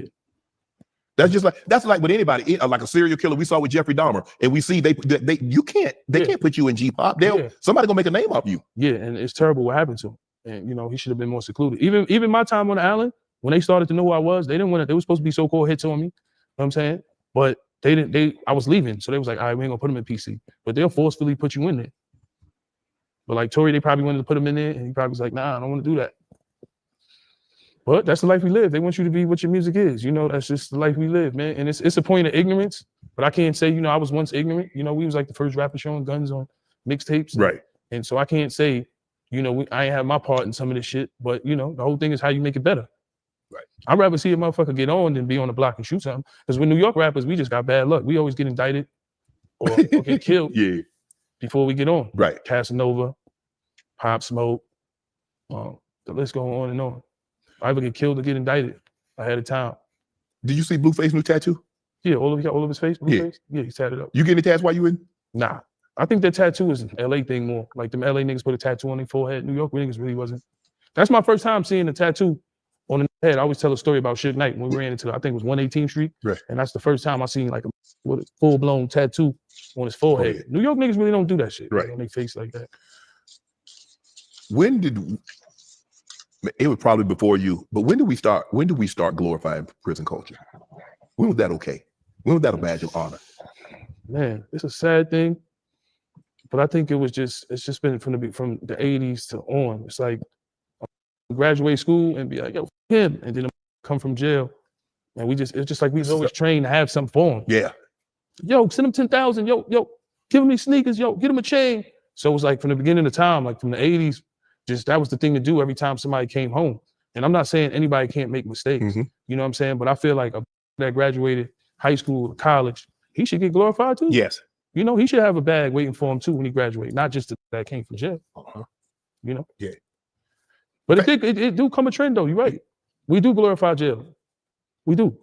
And it's a f***ed up thing because people, you know, when you really, really sit back and think about it, because jail, anybody who's in jail really don't even want to be in there. No. All is doing natural life. Man, I don't want to be in here. They would trade with the person that's on the outside, and it seemed like the person on the outside trying to do everything they can to get on the inside. Right. Because usually when you see like the dudes that do long bids and come home, they come home, find the lady, relax. They don't never want to go to jail again. Maybe 20, 15. But the dudes that do like short bids, 5, 5, 5, 2, 2, 2, they always go back to jail. I don't know why it's like that. But really learn their lesson when they do that long. They do that long stretch. Mm-hmm. No niggas like that. They're 15, they doing the right thing, they work nonprofits, they work out, got their lady, and just chill. They out the way. I heard Fat Joe say yesterday, he felt, he didn't say it yesterday, but I heard it yesterday, that he felt guilty enjoying Gunna music because Gunna was labeled, you know. I mean, I look at it like this with Gunna, man. Gunna make dope music. He's one of the dopest. To me, he's... Ain't he number one now? Yeah, he's like number one. I think he did like 80,000. I look at it like this, right? People take pleas, right? Right. They just look funny because it was on camera. We don't know what his lawyer told him. Right. My lawyer done told me to take pleas before. You know what I'm saying? So that's just copping out. Like, yo, I don't want to go to trial. I'm gonna take this plea. Right. So with the plea, he didn't know his lawyer. His lawyer just said, yo, his lawyer probably came and said, yo, I'm gonna get you out today. Just take this plea. Okay. I bet. what I'm saying? So when he took the plea, his lawyer saying, the DA is saying, yo, this was a gang? They already felt in their mind that there was a gang. He said, yeah, he probably didn't know all that was going to happen. He was like, yeah, I'm going to get out of here. Right. I got to make my money, make this. At the end of the day, Thugger took a plea too. You're right. Is a Thugger a rat for that? Right. The only one that didn't take a plea was one of them, right? Right. Everybody else took a plea. It's just that he did it before Thugger, so it looked funny to the public. And then if that plea wasn't on camera, niggas wouldn't be saying that. Do you think Thugger and Gunna ever reconcile? I don't know. It would be dope for hip hop, but right now I think Gunna's, he just dropped his last 2 albums, so he's out that deal and he's doing perfectly fine by himself. Is Thugger a legend for Atlanta? Yes. So is Gunna though. Right. But I think people is quick to judge, and so the only one that could judge you is God. Right. So when you look at all the shit, I don't fuck with him. His music is still dope. You can't deny dope music. I don't give a fuck if you feel like I told niggas this way or niggas not gangster. To that bill, a nerd. If you drop dope music, nothing defies that. Dope music, dope music. I'm not here to judge Gunna. I'm here to listen to his music. If he drops some dope music, I'm gonna listen to it. As well as Little Baby, as well as Future. I listen to all them niggas. Right. You know what I'm saying? But dope music is dope music, bro. If you could give some advice to Lil Durk, what would you tell him? Damn. Stay off that motherfucking phone, nigga. Tough for I say stay off that motherfucking phone, bitch. If I had some advice for that, I tell him stay off the phone. Because boy, look here. Facing federal charges. Hold your head and listen to your lawyer. It's easy to get in trouble and it's hard to get out. It is. Wise man once told me that. It's easy to get in trouble, it's hard to get out. And as rappers, we being watched. Let's not act like we ain't being. You got millions of dollars. You got enough money to do whatever. And now, Yayo, they're taking your lyrics and say, okay, that's real. Because they try to use Thugger's lyrics. They try to use Gunna's lyrics and say, see, he telling you what he did. And something maybe they do put. They're using social media as the feds, and everybody's using social media as the outlet. Like a motherfucker put up a gun and the feds will go get the serial number and lock him up. That gun is stolen. They could freeze on the serial number to do it. They're using social media and lyrics now. Because in their eyes, they're making it too easy. Y'all just killed this nigga. They're gonna use that. He just said he shot him the way the murder was. And that wasn't publicized. Yeah. Yo, he just said he shot him this amount of times. He just put that in the song. Of course they're gonna use that. Right. The DA gonna play that shit in court. When did it become cool to start flossing your tool? Guys used to keep that thing tucked. Not everybody wants. You're right. Everybody wants. G-Unit, we did it. We used to have them on the covers. But I see for a photo op. Okay, I get that. But these guys on social media waving that thing around like. I think the traditional suburban kid that doesn't live that life, that wakes up to lobster. Like I had some of my friends in Long Island be like, "Hey, my kids are arguing over lobster." I think the entertainment for them is the other side of a life that they would know nothing about. And I feel the kids to the point is like, I don't give a. I got ops. This is my life. I would make, because look how many artists, like Bloodhound Little Jeff, about dope artist. He was about to be like the next King Von. He's gone. Q50, another artist that's with him. He just got shot up in St. Louis. Shit is real. St. Louis is cool, but I'm not going sightseeing around that motherfucker. People laying folk down. Yeah, I'm not. LA is cool, but I'm not going sightseeing around that motherfucker. LA, you can go to town and the waiter could be Crip or Mexican gang. Yo, Shannon in here, he got some jewelry on. Niggas got the drop on you while you eating. Damn. Because that was definitely a thing. Because they were running during COVID. People you had to be outside. Yeah. People would run up on you, take your AP, take your paddock. Yeah. They follow you home. Yeah, lay you down. Niggas robbed. What's the kid? Jack Doherty. They robbed him on Rodeo with the security. These niggas don't care. Nah. That's why I don't care to wear this shit. They get the drop on. And look, it ain't safe nowhere. No. Yeah, if they want to get you, they gonna come get you. It ain't safe nowhere. That's why I say the hardest thing about being a celebrity or being in some kind of limelight is very dangerous. Want that shit from you, and they want to come get that shit. Talk about that cognac spy. Cognac spy, like me a bottle of that. I got you. You gonna get your address? Need some more of that. But it's crazy, Shay, man. Damn. Even because back in the Rodeo, you like I ain't get robbed. Man. I remember the first time I went to Rodeo and seeing all these shops. Things that I remember the first time I ever saw Rodeo was Lifestyle of the Rich and Famous. Robin Lynch, Lifestyle of the Rich and Famous. And I'm seeing it, and now I'm on Rodeo Drive, and I'm seeing like, man, Sachi and Tiffany and this.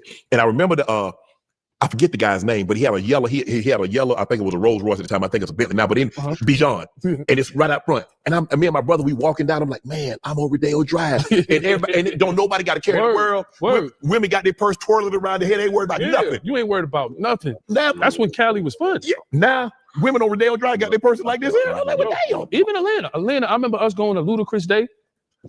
Craziest thing in the world. I said, I loved Atlanta. I said, man, Atlanta, I wanted to move to Atlanta. I said, man, this is the place. Yeah. Beautiful women everywhere. The vibe was cool. Not a worry in the world. Now you go to Atlanta, go see my man. He like, yo, load the whole truck up, nigga. Can't even stop at the gas station. No. That's the most gas station. The most dangerous place. Atlanta is I've never seen a place where you hear say, yeah, man, the kids bought a U-Haul and they rammed in the gun store. What? New York, we ain't in the gun state. They rammed in the gun store, took all the guns. Man, listen, it's too crazy. It's getting crazier. It's getting crazier. Your daughter was born while you were incarcerated. Mm-hmm. How did that impact you? Not being there. That was a tough thing because I signed my birth certificate on Rikers Island, and the CO was the witness. I didn't want my baby mom to bring the baby there, but she did, and I signed it there. Yeah, that was tough. That's when I know I had to go home. We'll call this part like, one, man. I ain't coming back. Yeah, it's all about the kids, man. That's the most thing, man. It's not about the money, the cars, and the jewelry. It's about taking care of your family and making sure your kids is correct. Make a run right all that stuff come and go. Cars, jewelry, had all kind of cars, all kind of jewelry. You know, and them experiences, like I said, being in rooms with like you, people you only dreamed of. You a Hall of Famer. You know, I'm in the room with you. People don't even know. You know, with the craziest story is me getting out of jail. My craziest experience was meeting Donald Trump. Really? You can Google it. Me and DJ Who Kid. He told me to come to radio. I just got out of jail. I'm out for a couple of days, and we interviewed Donald Trump, and I never forgot because it was Drug Dealer Wednesdays. And we interviewed Donald Trump way before he was president. Right. And that's crazy. I even got a shirt signed by him. That's crazy. And now he's the president, but I always felt like he had game. Yes. I always felt like he had game. And we gonna motherfucking pause it right there, man. I gotta make a run right quick. What's gonna happen is I'm gonna let this bit run, know what I'm saying? Y'all say some shit, y'all can rewind it, go back to what you didn't see right quick. I'm gonna be about probably 30 minutes. I ain't gonna count. Y'all got about an hour and 30. Y'all could go back and see the shit you didn't see. But I gotta make a play. Gotta make a run right quick. Handle some business. I'll be right back. Feel me? Gotta get me something to eat for real. Uno momento. We in a lit house. Whatever you do, make sure you keep the light within you shining bright. You feel me? Fuck that shade. Get paid. And that's every single day. You feel me? Every single day I'm a hustler on the mission. Real nigga reactions. I'll be right back. You feel me? Straight like that. Oh, should I run it back for y'all? No, I ain't doing that. We gonna keep it paused till I come back. We gonna see if y'all fuck with me.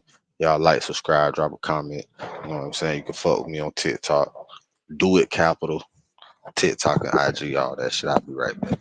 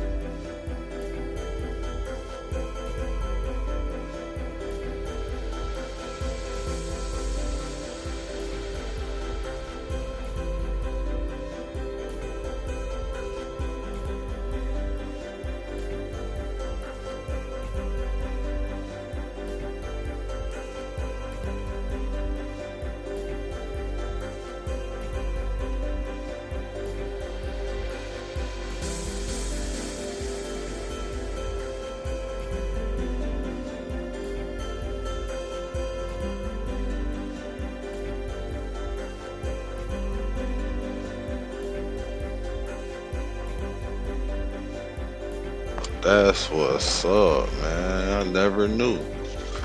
You know, real would do what they want to do, right? I appreciate y'all. You hung in there. Let's get back to it. Part 2. Tony Yayo. Club Shay Shay. Let's get back to it.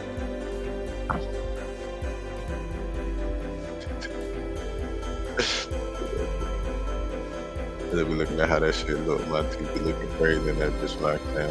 Alright, here we go. It's enough of that. It's enough of that shit. But y'all going to sleep? You mentioned Mhm. his relationship with 50, Yeah. your relationship to 50. Mhm. People called you house end because they say, man, all you do is glaze 50. I mean, excuse me, glaze M, K for M, and so forth and so on. Mhm. Like, bro, the man got skills. Give credit where it's due, regardless of his color. I think with social media now, it gives everybody gets it. Shay Shay. I think I heard Jamie Foxx talking about it. You didn't even put a picture up. Put a picture up. Nigga, your pants too tight. Nigga. you can't hate. Put your kids up. Your kids is ugly. Like, put your car up. I hate your car. Right. Like the internet is undefeated. And what I learned is I used to let the shit bother me, but I was like, yo, you know what? The internet is just undefeated. We in times now where you could hands on tell an artist them, and I feel like that's a satisfaction. That back in the days when there was no internet, no, you couldn't do that. You know, the internet has done. Mhm. It has made people accessible because, like you said, you can get up under their comments, you can jump in their DMs and say crazy. Everybody get it. Yes, I think the only person that don't get it is maybe Beyonce, because she got the beehive, right. You know, certain Nicki Minaj, certain people, but everybody gets it besides that. Because not everybody's a professional, ex-professional athlete. They're a coach, they're a music producer, they're a former writer, they're a former rapper, they're former this, so everybody's like feel like their opinion, and they feel their opinions matter. And then you got to figure out when a person looks at you like you in a position and you fuck up. We only human, right? Yes. We all fuck up. Oh, he's stupid. He's dumb. Yeah. Like, but for instance, the P. Diddy situation. Yeah. Niggas rich as fuck. If I had his money, I'd be on the island. I wouldn't even be in this country, nigga. I have a spot in Paris, spot in Italy. Right. I wouldn't even be talking about tell you, niggas wouldn't be partying at my crib because I'm aware of the lawsuits. Right. You know what I'm saying? That nigga's stupid. That's the first thing I'm gonna say that got less money than you. There's more people that don't have it than do have it. Be humble. And even if you humble, you still get it. Niggas going, yo, you glazing 50, you glazing Eminem. It don't bother me because I know niggas gonna hate for some reason. But I appreciate the people that show love. Right. Because you know, out of a lot of them comments, a lot of people show love and shout to them. Can't focus on the haters. But the way we're wired, you can get 15,000 great comments to say, I love Yayo, Yayo with G Unit, with him and 50 and Buck and Banks and Game. It's that one multiple comment. But you know what's the best satisfying part of that? That block button. Boop, boop, you block and you can erase. Yeah. And that's it. And you embrace it. It's gonna always be that one that don't like it. It's cool. Everybody don't gotta like it. Yeah, exactly. We weren't meant, I mean, he glazing 50. I've been hearing that shit for 20 years. 50 kid, he washing his car. Eminem the white boy, why he like him? I had him hit me and say, yo, how you shout out Eminem? You ain't shout out me from the birthday in the hood. And I'm like, what have you ever done for me in your natural life? Because you know where you get love at? You always get love in your hood last. Because they know you. Yes. Meanwhile, I can go to Europe and the niggas, yo. I can go to Africa, yo. I can go to Italy, yo. People show me love. You always get love in your hood last. See, music don't have nothing to do with color, race. The best thing about music is it breaks all barriers. Yes. You know, it's funny that you said that because someone told me, he said, when you become something, it's those that know you and closest to you have the most resentment. Exactly. Because they know you. Exactly. I done met that could name overseas. Yo, how's your kids doing? Name all my kids. Know my album. Know everything. Support everything I do. Passport game shirt. Free Yayo shirt. But a from the hood won't buy my shit that I know my whole life. But from a whole nother side of the country, it support me and love me. When I'm not here no more, nigga that those knew us niggas from the at funeral. sandbox. A nigga you knew from the sandbox. A nigga you helped the nigga get his first bitch. His first girlfriend. He was scared to talk to bitches. That's the crazy part about music. Don't let me start talking about these. Music. It breaks all barriers. It has nothing to do about color. Because there could be a white boy that know more about hip hop than that in the hood. Yeah. Let's keep it real. Because when you look at hip hop, bro, it's not going nowhere. KRS still touring. Redman still touring. J. Rue the Damager still touring. Half of the time when I'm in my car, I'm listening to old school. Nas, DMX, Cool G Rap, KRS. I might go to Nina Simone. I might, you know what I'm saying? I might go to Bobby Conwell. Yeah. Like I'm listening to all types of music. Music breaks every kind of barrier. I'm gonna be racist and still listen to your music. Yeah. You know what? We're gonna be all right though. We're gonna get past that. Yeah. We're gonna get past us. Yeah, definitely. When Drake sampled your song, definitely. How'd it make you feel? Shout to Drake, man. Definitely, man. Cut the check. Drake got the check. He got it. It's good. I got the call from Paul Rosenberg and a couple of people like he wanted to use a sample from one of the mixtapes, and I was on it. You know, even when you look at the Drake and Kendrick thing, that was the best thing that happened to hip hop. It was like a breath of fresh air. Nice battle. As long as you keep it on wax, though, Yayo. Nice battle. I love a battle. Keep it on wax. No, definitely, but sometimes it gets past that. It's always the entourage. It's never. It's never the artist. Yeah. It's always the entourage. But when you look at battle, KRS-One, MC Shan. KRS-One was dissing Queens, but we still listen to it. Yeah. From back in the days. That might have been the first with BDP. That might have been the first. And then you had Queens keep on faking it. You know, we was tight, but it was like, yo, this shit is hard. That's what I'm saying. That was hip hop. See, I like the 80s hip hop. I had to always bring this up to people. Think about self-destruction. Yeah. A lot of people, that was a big record. You had KRS-One, Kool Moe D, Big Daddy Kane, Heavy D, Salt and Pepper, all these. Even what was KRS wifey name? Was it? I forgot her name. KRS girl. Was it Miss Melody? Melody, yes. Miss Melody was on there, like self-destruction. We had to do self-destruction. All the songs that you used to hear, even when you listen to I thought I would get Brand like, newbie. when they talking about crack and all. songs, like I yo, don't don't know do shit crack, like that. self-destruction. We heading towards self-destruction. It was the crack era. Like that music was dope. Public Enemy, Fight the Power. Yeah, I'm Yes. still That thorough. shit, like, come on, bro.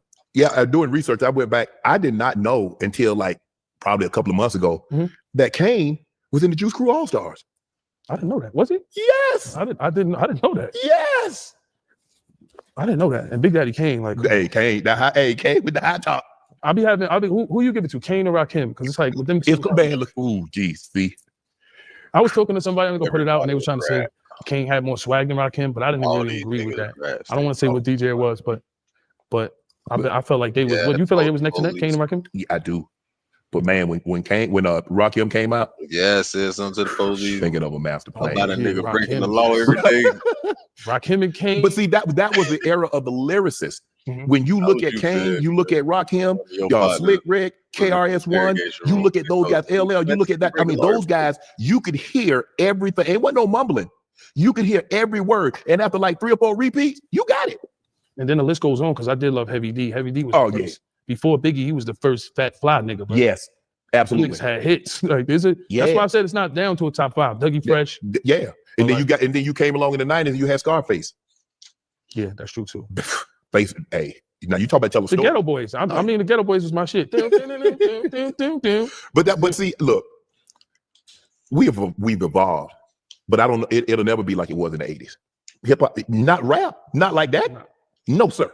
I feel like everybody kind of hates New York because we feel like we the innovators. Oh, we don't pass y'all ATL. We don't pass y'all. We don't pass y'all. You think so? Oh, we pass y'all. Don't do that. We got a debate now. We got a debate now. We got a debate. Because I'm gonna tell you now, a lot of shit. Remember what I said? We either get killed or indicted before we blow, right?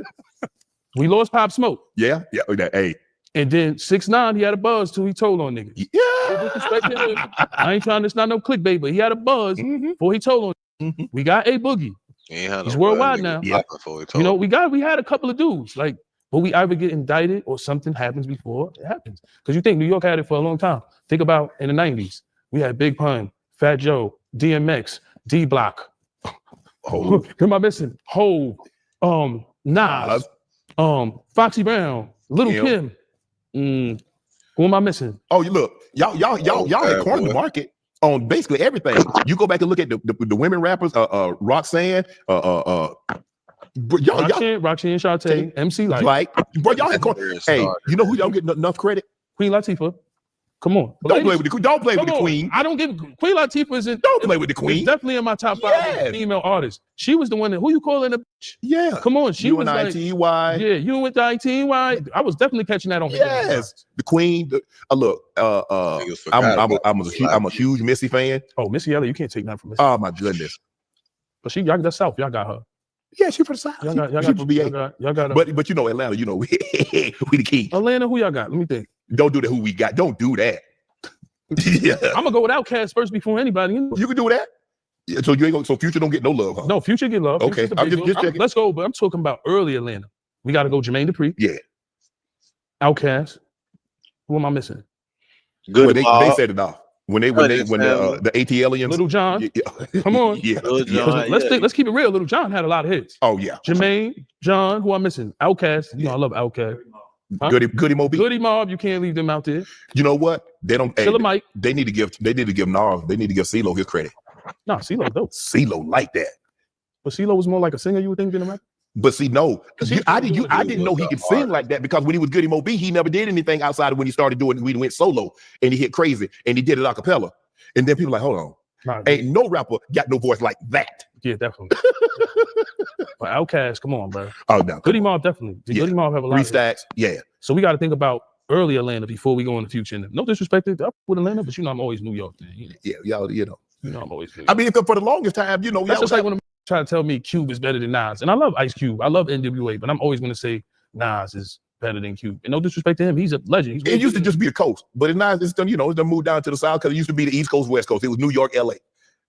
You know what I'm saying? I felt like it came to a point where, because I remember going down like early G Unit, we was going down south. And I remember we went to like a radio thing. I think we was in Texas. It was me and Banks. And he was like, we tired of it. We was there. I'm like, why they have this a radio? Sometimes we have your radio for no reason. Nelson, I don't know what he did. He's brought me to Cali. Right. He had us down south. Me and Banks did. I think we in Texas. And he was like, it started off, we tired of playing out of town. them niggas. We looking around. I think it came to a point where down south said New York rap. Yeah.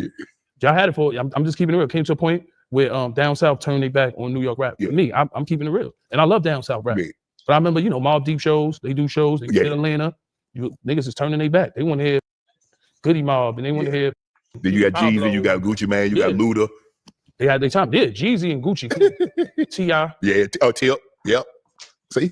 Yeah, T.I.'s cool. But the 80s is still my favorite time of rap. First thing that comes off a plane during deployment is a forklift. I was in the Army for 18 years. I was a mechanic. I mean, I would tell any soldier, wherever you're going, there will be crime. There's always something new, always something different. I like the challenge. I can make my own mission. Because I'm old enough to I'm old enough. I'm a teenager. Yeah. So I'm a teenager, and so I'm Rakim and KRS-One and Kane and Slick Rick and all those guys. Yeah, man. Yeah, them motherfuckers. That's when to me hip hop was crazy. Video, music box, everything was exclusive. Like I remember that. Like there was no internet. So when a DJ say, "Oh, I'm about to," when Tupac and Biggie was beefing, and Flex was like, "Yo, I'm about to play. No Biggie, who shot you?" Like we got to run to the radio in the car. Oh shit, Biggie about to play the new. Flex gonna play Who Shot You? Because Flex was, to be on Flex was like, to be on Mount Rushmore at that time to do a Flex freestyle. Mm-hmm. Oh shit, I'll never forget that. Like going to the radio, running to the radio in the car just to hear Biggie knew Who Shot You. Nobody had it. He had it. Only certain DJs would get it first. That's why, like, with music now, it's too much shit coming out. It's too many artists. It's no exclusivity, like you said. Even with the social media, it's no exclusivity. Like I remember when shit was just exclusive. Like, oh shit, and you had to have more than one song. Yes. Yes. It wasn't no one song and you were hitting, bro. Yes. You had to put your album had to be lit, and most of it were lit from front to back. The A end, you have 3 or 4 hits on the B side. Now, dude had one song and you talking about we gonna make him a star. You got a TikTok dance. I'm lit. But back then, you really had to be lit. Yeah, your whole album, for sure. Your whole mixtape, Jay-Z, Hard Knock Life, Nas, yes. Like come on, your shit had to be lit for niggas to even fuck. Even Little Kim and Foxy. Let's keep it real. Like I can't take nothing from them. Even though they was beefing, that shit was like, they was coming with records, beats. Like I remember when Biggie, when he said that one line, "Get off my dick, kick it," when he said, and Lil Kim came in, ding, ding. Even the beats to me was better. Yeah.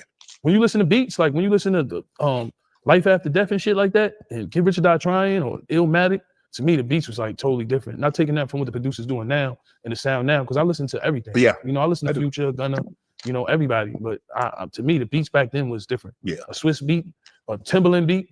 You know what I'm saying? A Dre beat. I think the beats was better back then than they is now. That nigga is definitely old as a motherfucker. You think the beats were better back then than they is now? Man, you crazy as fuck. You know how many motherfucking Who else? Scott Storch beat. It was just like, come on. And that shit and that kind of music lasts forever. Like we 30 years in the game and we still touring. Like I just said, we just came back off tour. Yeah. With Fifth, and we still touring. Still. And I do my own tours too for people. Oh, yo. You see, I do my own tours. I did tours in Canada. I did a tour across the whole Germany and the Swiss Alps. And that's why I don't care about the hate. Because I'm like, I got the possibility to do my own tour. Like something with Memphis Bleak. Memphis Bleak said Nori. Yayo said, Jay-Z didn't have us on tour like he did, or I eat my own halal. I eat my own halal too. If you want to say that, to Memphis Bleak, I just came off my last tour. All I'm saying is when you see Jay-Z in his setting, he never really, when he's doing a Beyonce show or whatever, you don't see Memphis Bleak on the stage or him being brought out. Even if I'm doing the hype man shit with 50, he's bringing me out. I'm making money. I'm going. That's that man girl too. That's it. That's Hove's wife tour. Yeah, that's Hove. Yeah, Hove wife tour. So if Hove, I believe if Hove was out on his own, he would bring Bleak out. There's no need for him to bring Bleak in a situation where I look like this was last tour you're talking about with the Cowboy Carter. Right. Yeah. So to me, because I look at Bleak as a loyal guy, like I'm a loyal guy to Jay. But I look at like Fifth, my guy Hervé. One day we had TRL, and it's the young Gunners there. Yeah. And I'm talking to him out. And Hervé says loud, "You don't gotta worry about nothing. You got 50. Jay-Z doesn't do nothing for these guys like 50 does." And Hervé, I think he worked with them too. But he said that to me, and that always stuck in my head. Rest in peace to him. And he was like, "Yo, you got 50." Because 50 always, like for instance, when he dropped his album, he didn't have to drop the Beg for Mercy. He wanted to drop G-Unit brand. Mm-hmm. He branded us on the way with him. And to this day, people knock me out the way. 50. Sometimes your own security, his security might knock you out the way, or people might knock you out the way. I'm never gonna feel a way about a celebrity as long as I'm there and I'm getting what I deserve. You know, everybody can't be Beyonce. Everybody can't be Jay-Z. Everybody can't be Nas. Everybody can't be Snoop. Everybody can't be Dre. Some of them might be who had Tupac? The Outlaws. Yeah. That's how I always looked at it. Like, you got 50, you got G-Unit. You got Tupac, you got the Outlaws. You got Snoop, you got Dog Pound. Right. It's cool. It's levels to the shit, and it's cool. You know, it's just you want to always outdo you. Cube got lynch mob. Yeah, lynch mob. It's cool. Everybody can't be Ice Cube. You know. Well, you about to get in trouble again because they say 50 gave you a meal, gave you a ticket. Too many Chiefs, not enough Indians. That's what I lived in Battery Park. What he's at. I used to come out my apartment.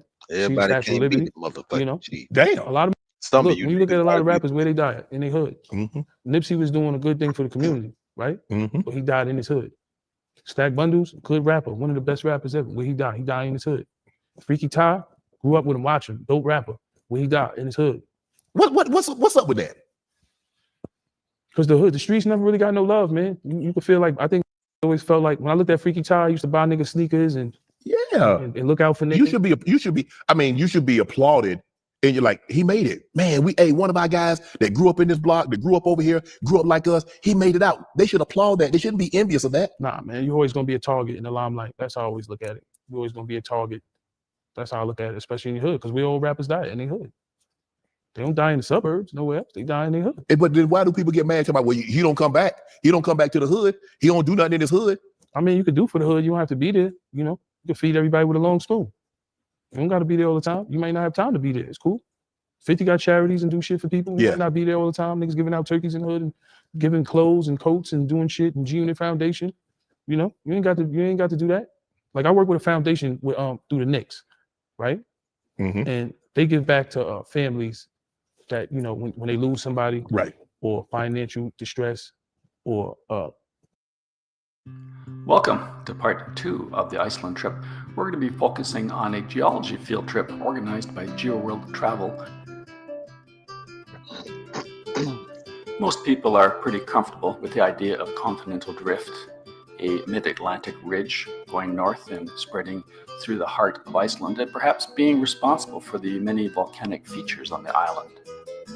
Many don't know, though, that there is a plume originating several thousand kilometers below in the mantle, bringing very hot magmatic fluids right into the area where the spreading center is. These hot spots can generate volcanoes under glaciers. They can be associated with transform faults, which are sidestepping. And the mantle plume itself migrates with time. So there's a lot going on here. It creates families of volcanic systems, of which we're going to trying to fix this blunt. And it's called the Garden of Dreams too. Right. Shout out to them. You know, it's Joe is the owner of the Knicks. Okay. You know, Dolan. Yeah, Dolan. And they give back to families that lose parents. They can't bury them. Somebody dies in the family. Sickness, school, mentorship. I went there. I talked to some of the kids. They Boogie works with them. I work with them. I talk with Central C, rapper with them. Like that's what it's about. It's giving back. Because at the end of the day, you can have all the money, the jury. You can have as much money as Floyd Mayweather. You can show everything. 2,000 cars. They might not like you for that. It's all about giving back, bro. At the end of the day, because that's what people are gonna remember you for, and being humble. That's one thing. Look how far I've been going humble. In the past 2 years, I got myself hot. Started praying. Started, you know, leaving a lot of shit alone, streets, and started really focusing on myself. And I realized, like my podcast deal, working on that now. Right. Fat Joe, volume up. Nori wanted to give me a deal. Like, and I'm on after this. Prices go up. I hope y'all know. Prices go up after this. You know, so like, and just praying. Right. And that my life been way better, bro. Oh boy, say Way yesterday's price. Yeah, what did you learn about money? Is not today's The price. main thing about money is save it. Because save it for a rainy day. Because you know, as when you first get on and you make all these purchases and you buy this. One thing about Fifth, he always was like tight with his money. Eminem, tight with his money. So you learn to kind of save instead of spending. And like my first purchase and my biggest purchase was a house. Right. You know, I bought a nice house in Long Island and then I bought another house. You know, so like 50 encourages you. You get money, go get a house. That's like Uncle Murder. He's down with us now. He was signed to Jay-Z.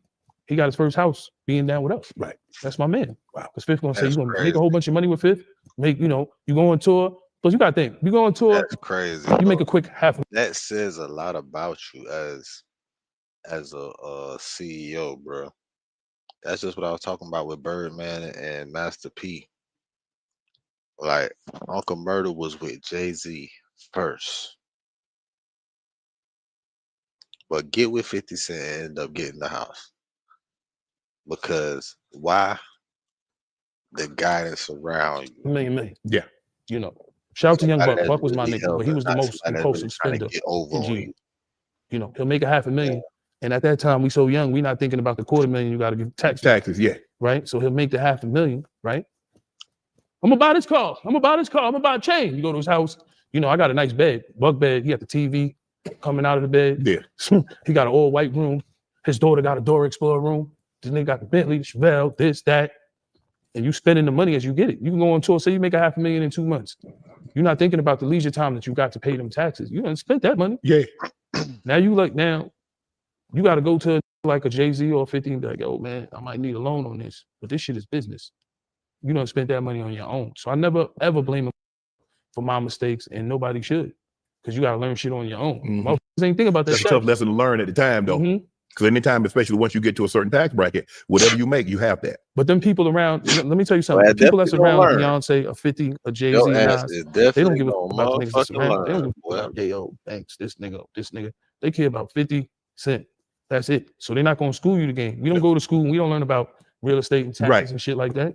Because that's their that 50 is their responsibility. Hove is their responsibility. Beyonce is their responsibility. They don't give a fuck about the nigga. The auxiliary pieces, they don't care about. They just know you got this money, and some people gonna figure out a way to monopolize. Like I'm gonna tell you, and I'm not mad at them, but Shy Money try to milk your ass. Baby mom turned into real estate agents when they knew we had house money. So I bought my house with Shy Money or for Shy Money, lady, and it's cool. We kept the money in the family, but they knew to turn into real estate. These niggas got some money. I can make some money off them. Right. But school me the game, because I might not probably bought a house for $1 million at that time. I could have bought a house for probably $500,000. Right. Am I wrong or right here? You're right. My first purchase might not have been $1 million house, but that's more money for them at the same time too. But as you get older, you realize that. And I don't take nothing from Shy Money. He's a good dude, but he made profit, him and his lady, off for selling me that house. It was a smart move on their part.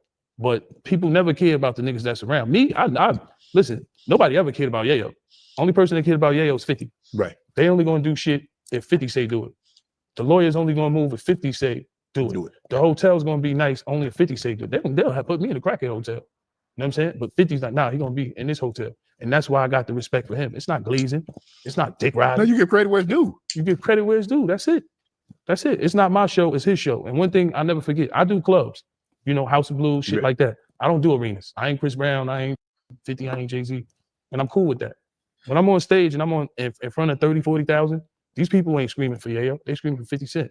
I do my job because it's a business. I'm cool with everybody in production. Stay out the way. I don't bother nobody and I keep it moving.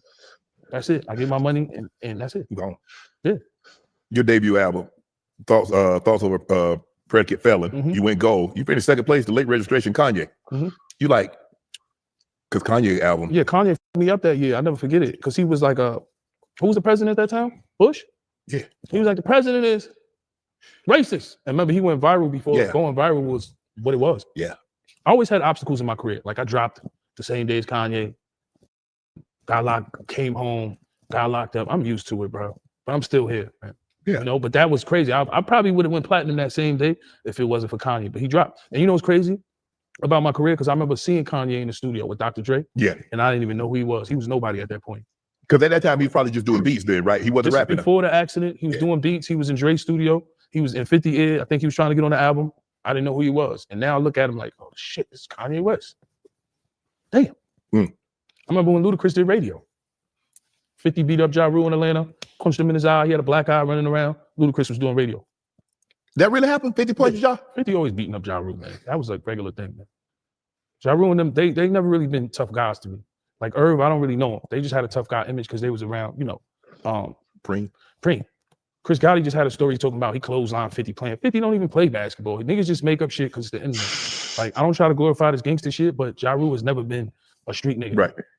They be trying to get 50 to respond, huh? 50 a real street nigga. You know, I saw some lady talking about, well, you know, 50 was one of those little guys. 50 never said he was a kingpin. Nah. But you know what I'm talking about when that lady was saying that was his BM that said that, I think. Oh, okay.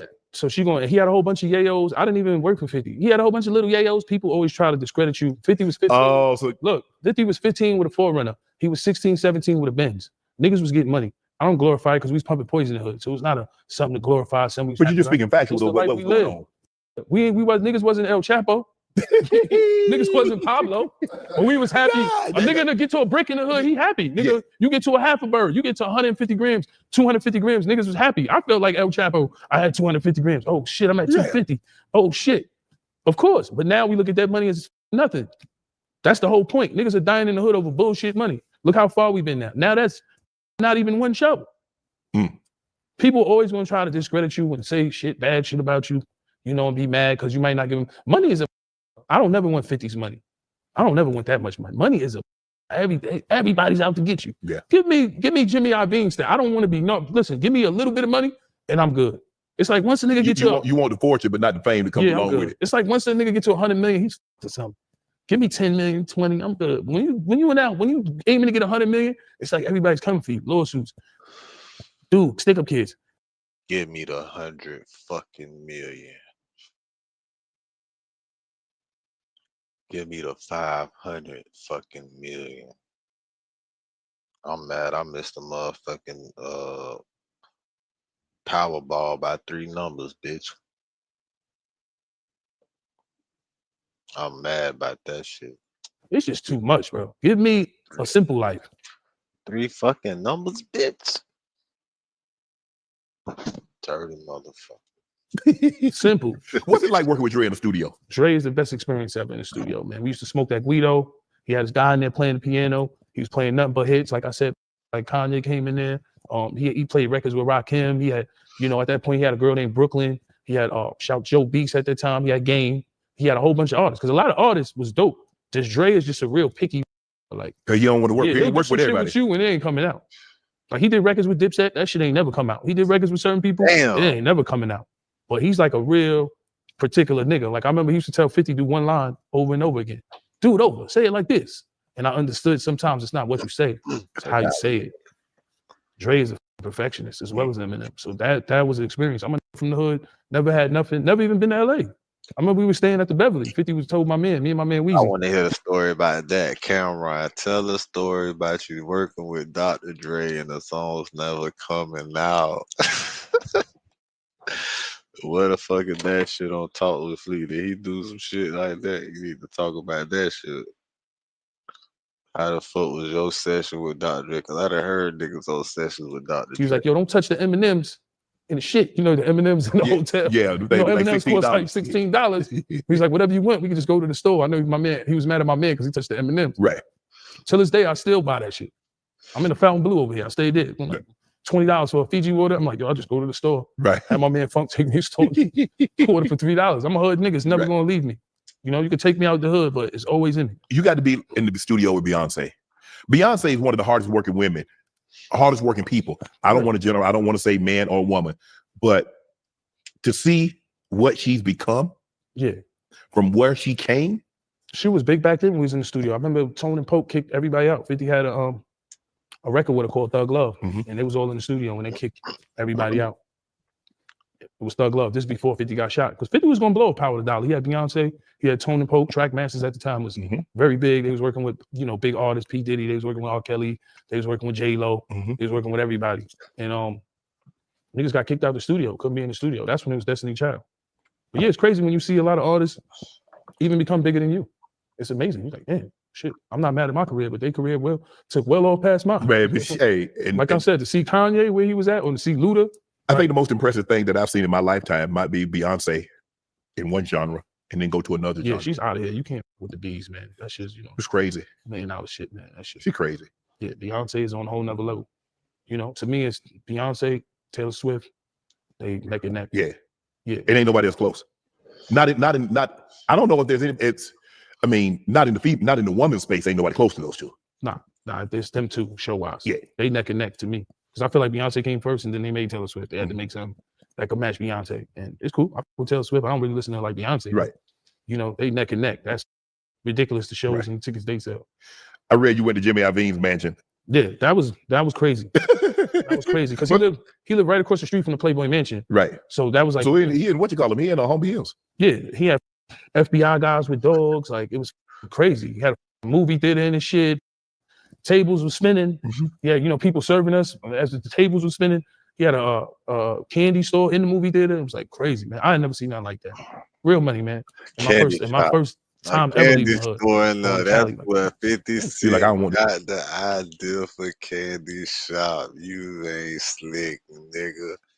You take all your experiences and make a hit song. I take you to the candy shop. It's much money. I do get much money, but shit. You know what comes along with it, buddy. Like, Yeah, I know. You gotta be low key. You gotta be on the low. You have to be low key because them lawsuits. See, 50 caught a lot of lawsuits because a lot of beat downs. Who's getting their jaw broke? Fucking album. 50,000. 50 pandas. I'm suing you and 50.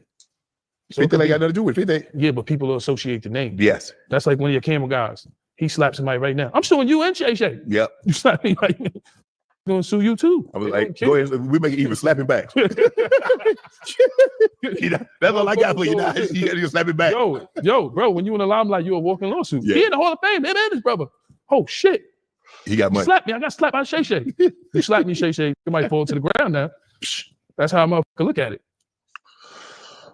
I'm a grizzly bear, a walking mountain, and you have me stuffed into a screen so small. Yeah, we don't give a fuck. Dave Chappelle. Oh man, Dave Chappelle, like I said, man, there's so many jewels he got. I told you, we was out there, I think we was in Ohio, we went to a store. He's a real laid back guy, no cameras. But I told you, you know, look, why you turn out all that money? My belly was full. God made my belly full. The most humblest thing I've heard in my life from somebody. He don't care about jewelry.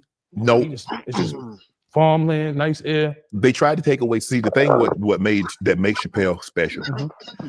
They tried to take away something he never prioritized. Right. Which was money and fame.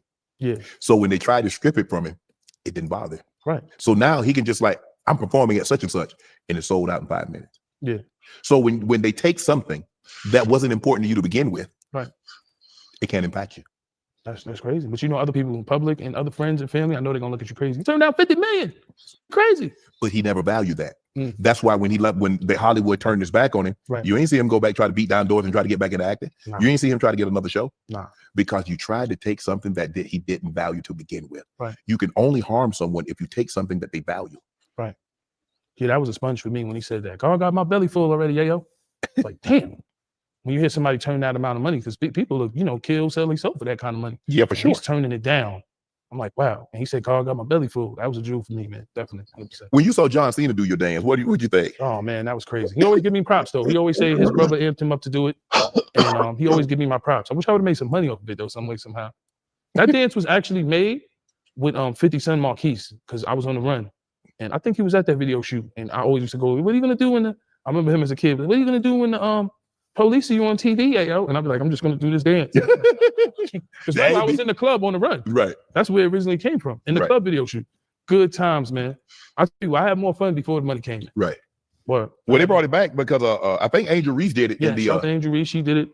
You know, she's definitely an entertaining basketball player. I think she had a double-double the other night. Yeah. And John Cena he made it to John Cena, yeah. But he always give me my props for it, admit to it. So, You mentioned this earlier.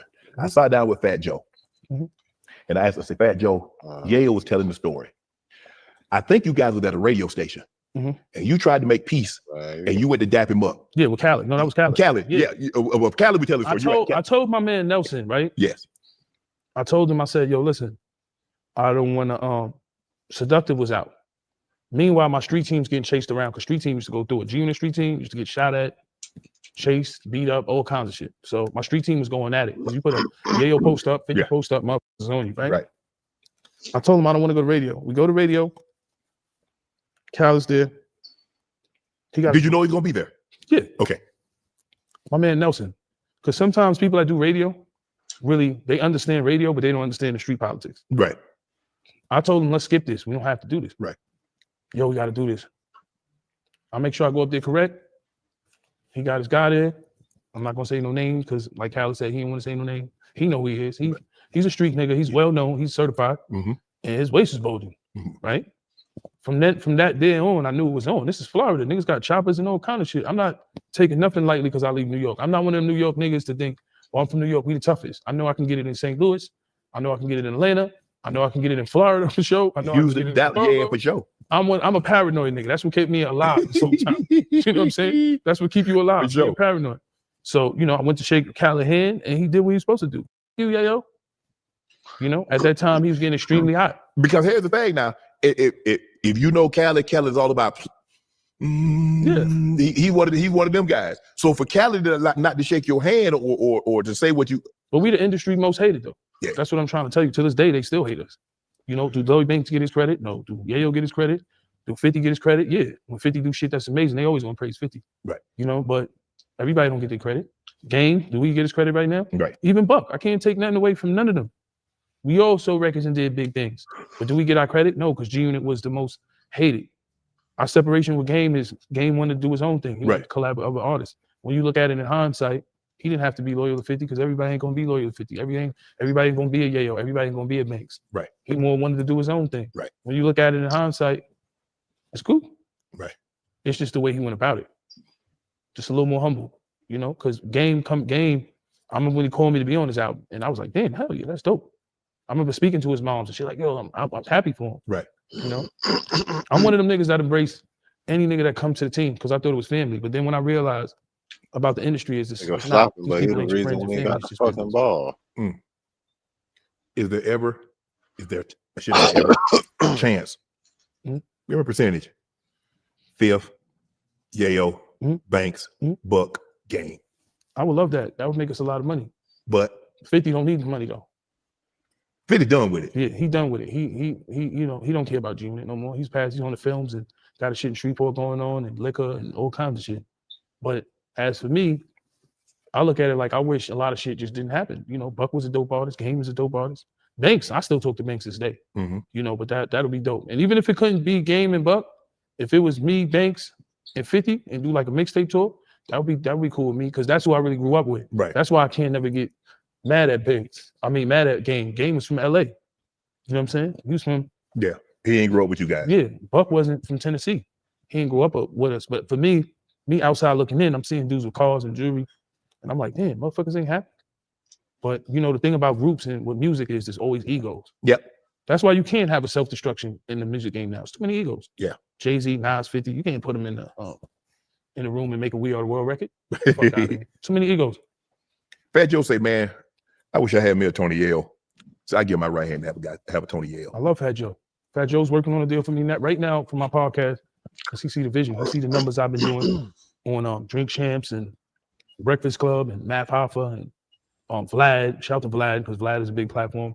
You know, I did interviews where I do 18 million views, 24 million. That nigga views, had a worth Tony $1 worth Yayo. of game. He misses Tony you know, so Yayo. now I want to transition to the part. That nigga Tony Yayo was big pun. Fat Joe was Tony Yayo.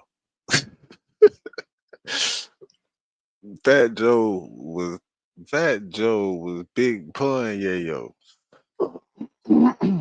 If you think about it, Fat Joe was big pun Yayo. He just missed his partner. Podcast. This is what I want to do because I could talk forever, man. Yeah. So now you want, you know, instead of people asking you questions, you want to ask other people. Maybe you could put me on. Maybe Shay could put me on. What y'all think? I don't know. We can talk. We get some info. We exchange some info. You keep some bull job going. What? You took a shot at the job. Jaru? Yeah. About them low ticket sales. Listen. Why you got to do that? Yeah, man. Okay, the man ain't selling like he once did. It's okay. He's not fifth. He's not gonna be fifth, and that's okay. Why you got to keep jugging? You know what it is with Jaru? It just, you know, it's just something till the day we not here. I just would never like you, man. 50 Cent. He low hanging fruit though. You don't got it. That's true. 50 Cent killed Ja Rule's career, then took Ja Rule's whole style because the lane was open and made more money with it. You can't even be mad at that. That shit in the book, man. But you ain't gotta like me. It's the thing is, you know, he was winning. All you had to do was stay in your lane. You shouldn't even answer 50, but 50 played the chess game with you and beat you at your own game. You know what it is with them? They was blessed and they tried to block 50's blessings, and that's what fucked them up because God don't like ugly. I once heard of somebody say that they tried to block 50's blessings when they was blessed already. You should have just left it alone. Yeah, you should. You know, my grandma used to say this all the time. My grandma say, "Boy, God don't like ugly. Sometimes He don't like pretty." Yeah. And even with the herb thing, like I didn't say nothing bad about him when he passed away, but it's still. And if God forbid, happened to me or 50 or anybody in our group, I know it would be fuck us. Right. Sometimes life is just like that. Some people just never get along, and it's cool. So you gonna be arguing with y'all? You 100 years? I'm not even arguing with y'all. I just don't with y'all. I don't with a lot of people in the industry, Shay. Right. They not my friends, and I had to realize that the hard way. You got stabbed. You were in the fight with, and you got stabbed. I got cut. It was nothing serious. Got cut right here, little scar right there, and a little scar on the finger. It just looked like a lot because blood was coming out. Right. But it was scratches. That could have went left because that thing was there. If it was in that room, there would be no Ja Rule. There would be no 50. There would be no Yayo. On my father. There would be no Ja Rule. There There would be no 50. If somebody would have squeezed, somebody would have went to jail, and Ja Rule would have been finished. They came with crutches and butcher knives and fruit shit. Like, come on, like they ain't come with no artillery. We had artillery, but if that gun was in that room, and I shit you not, if that gun with the 45 with no safety was in that room, there would be no Ja Rule. Y'all couldn't get or whoever else was in that room, his brother, Herb brother, whoever was in that room when we was getting it on. You said earlier that you thought the Drake and the Kendrick beef was good. Yeah. For who? For hip hop? For Kendrick? I think it was good for hip hop because at that point, all we was listening to was Sexy Red. Yayo. That's all. My man Strike working the club. Like, that's all I was playing in the club was Sexy Red. I'm like, oh shit, this is hip hop. I come off of battle rap. KRS-One, MC Shan. Yep. You know what I'm saying? BDP. Nas. Yep. Ether versus Jay-Z. Yep. Big time hip hop. Tupac. 50 Ja Rule. Yep. Tupac, Machiavelli, this and Diddy, this and Jay. He even this Prodigy. Yeah. Rest in peace, Prodigy. Prodigy was my joint. LL and Kumo D. Remember we had LA. They had New York. Dog Pound had New York, and Big City of Dreams. LL and Fab. LL and who? Cannabis. Yeah, Cannabis. Cannabis. My bad. Oh, come on. Cannabis. Second round knockout. Cannabis came and won. LL was working. Dog Pound when they had New York, Big City of Dreams. Remember that back in the day? I think they got shot at too. Snoop and them when they came to New York. When they shot that video, there was a rumor. I don't know how real that is. I love Uncle Snoop and Dog Pound, and then Prodigy and them had LA, Big City of Dreams because Pac was this and them. Right. That was hip hop. I'm not gonna sit here and not say I didn't listen to Machiavelli. Yeah. But I'm definitely listening to Biggie Who Shot You. I'm not gonna say I didn't like that. That was you listen to Hit 'Em Up. Yeah, of course. But then Biggie came back with all kinds of shit. Who Shot You? You know what I'm saying? Come on. Biggie and Pac beef. I think that was entertainment for the world at that point. Even though it's sad that they both died because of the situation. But come on, they didn't keep it on wax. Let's act like we didn't like that battle, and let's act like magazines and publications. What we had back then, Vibes. Yeah. Come on, New York, LA, West Coast beef, East Coast, West Coast. Let's act like, come on, bro. How did Jay-Z and Big Pun diss in 50? Remember 50 had How to Rob back in the day. Yeah, and he was talking about I robbed Pun without a gun. Rest in peace to Pun. Right. And Jay-Z, you remember he had that joint. I'm about $1. That was a hot record too. Right. He said, I'm about $1. What the fuck is 50 Cent? I forgot. Was that on what album was that? That was Hard Knock Life? No. Yeah, because 50 did some on How to Rob. Right. See, How to Rob was a crazy record because that's the first time a rapper actually kind of dissed every rapper. Right. But it was comical because the mad rappers on there, Rodney Jerkins. And he said this ain't serious, but the rappers took it serious because it's all about image. Rappers don't want to hear their name. She can get real. Yeah, for sure. Pun snatched up Who Kid back in the day for leaking up a record. Who Kid always talk about it. Threw him in the man. Pun wasn't playing with niggas. Like, it's serious. Certain niggas ain't playing. Pun was really like that, though. Yeah, Joe and them is really like that. Like people, for real. Yeah, Joe and them, the Bronx. Because people be somebody called Janocchio. What? Like Joe be stretching the truth. His stories is funny as hell, but I like crack. The beefs we had, I love crack. Like Pistol Pete. Yeah. And Joe and niggas that was around was serious because like Bronx, Spanish niggas in the Bronx is as dangerous as black people in the Bronx. Wow. They dangerous too. You know, you got Spanish gangs, Trinitarios. Yeah. You got Dominican power. You know, these pull out machetes and shit. They, they from the struggle too. Right. You know, and them motherfuckers that he had around, them niggas would die for the cause. Pistol Pete and all them, they would. I think they would have died for Joe. As well as we felt like we would die for 50. Right. They felt the same way. Help me understand, because 50 had a great shoe with Reebok. At the time, I think Jay was the creative director of Reebok. How did that go? I mean, everybody making money. How did it fall apart? Yeah. I honestly don't know. I know I was making over 100,000 a year just wearing the shoe, and we wasn't wearing it. And I know 50 got mad at us one day because you got D on, I got D on, Louis on, whatever. And 50 looked at everybody's shoes and was like, "Nigga, none of y'all got the shoes on," because he knew what marketing was. Yes. He wore the G-Unit. G-Unit clothing was selling. He wore it. You know, we wasn't wearing it. We was wearing Louis Vuitton, shit like that. They wouldn't pay you no money though. No, we got paid. Not for Louis Vuitton. No, I'm not from Louis Vuitton. But that's what I'm saying. That's what he understood, the marketing aspect of it. It's like, how can you expect us to sell something that you're not wearing? I mean, we do it to this day. I got on Louis Vuitton right now. You got on Dior, but I got a black brand right here, Top Flexer, and another black brand. I mean, if I had a shoe, I'd be having on my shoe. No, that's cool. You should have had your shoes. I wear them too. Now we gonna see you about it. We gonna see you with a bottle of Yeah, shit. send me a bottle. Like I don't mind supporting. Like sometimes I feel like we'll support other brands and we'll support other people's brands. Like the guy that I'm wearing this Top Flexer, I'm not getting paid for this. Right. G Unit, they're not cutting me a check for this. I just like the hoodie. But I like wearing, people that are hungry brands too. I don't mind. I like Kith. I love Amiri. I love Louis. I love that too. But I want to, buy other stuff too. Yeah. And look, we'll spend big time money like a Louis shirt. Yeah. You want to buy a t-shirt, that's $650 for a short sleeve. That chrome heart t-shirt. And a dude in the hood might have a shirt as well as that. And might be selling that for $150 and we don't want to support. Right. Come on, man. We got to support. Come on. I agree. Even on tour, I like to wear like other people's brands. Max Siegelman, this guy's the next guy. He has deals with New York Knicks, Rangers, all these people. I still, I wear his, but I wear my man Top Fletcher from the hood that don't got nowhere near them. Right. When 50 jumped on the stage with Jay-Z, Diddy, T. Oh yeah, I remember that. That was fun. So what's going through your mind? You like 50 lost his damn mind. This nigga crazy. Yeah. I think you got to be a little crazy to be successful. Right. And that's what 50 is. 50's really crazy. He'll say I'm crazy, but he's crazy. Right. Like right now, we did a tour. We did dates. He flew to Australia to do Street Fighter. I'm like, this nigga gonna go fly 23 hours to Australia. He don't even want to take a break. Like he's crazy. Something's really wrong with him. Like I'll be looking like he'll go to the gym 3 times a day. He's doing push-ups. I'm doing push-ups. I'm rolling up. I got canvas. I'm walking through Paris. I got my cognac. We totally 2 different lifestyles. Right. But he's going to the gym 3 times a day, push-ups. getting ready for the Street Fighter film or getting ready for what he do. And I respect it. But everybody ain't 50 Cent, man. Right. Dave Blunt dissed 50. You think 50 gonna respond? Nah, man. Sometimes a matter of fact, he said he pushed him down some steps or something, right? I think he said that, right? He said he pushed him down some steps. Right. But sometimes I'll be like, 50, you on a whole nother level where you don't have to respond. You don't have to respond to to everything. certain people or Right. say certain things like Meech or Little Meech Right. or Ross or Dave Blunts, because these guys are not doing what you're doing. They're not going on tour.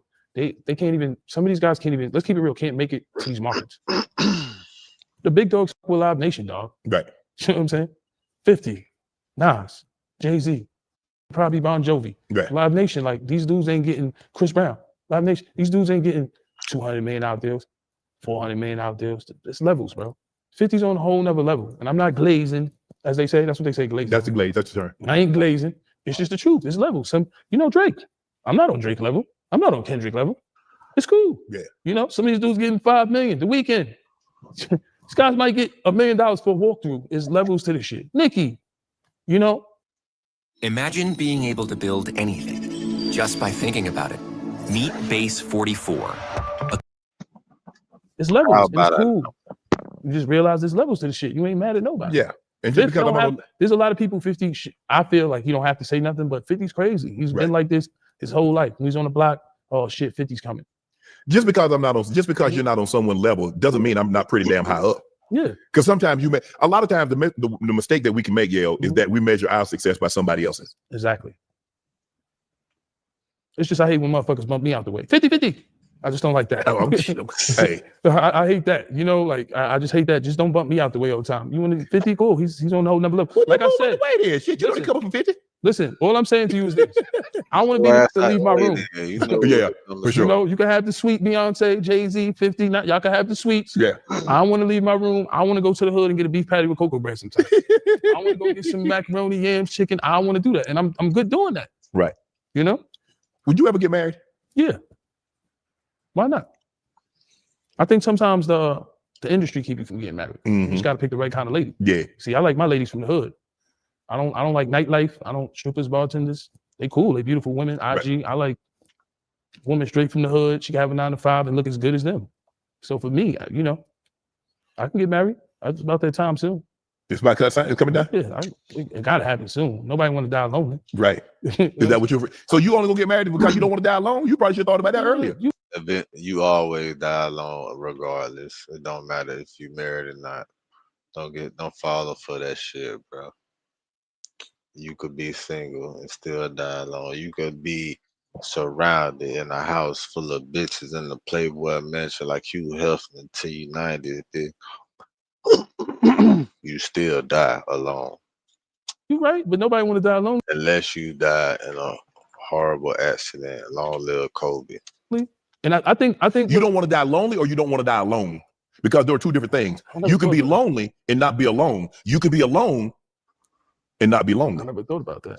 I don't want to die either way. What I'm saying is, you know what it is? Because when you look at everything is based like on money. Yeah. Right? So it's like, got a lot of money and be like, oh shit, she gonna have half of this or half of that. Like, what's the football player just got married? Travis Hunter. And he's getting divorced, right? Is he? That's what they said. That's the rumor going around. His wife won 40 million. Man, I ain't looking, man. If it's on the internet, I ain't believing it. Listen, well, that's going around. Now that's done. You know what I'm saying? Right. I understand.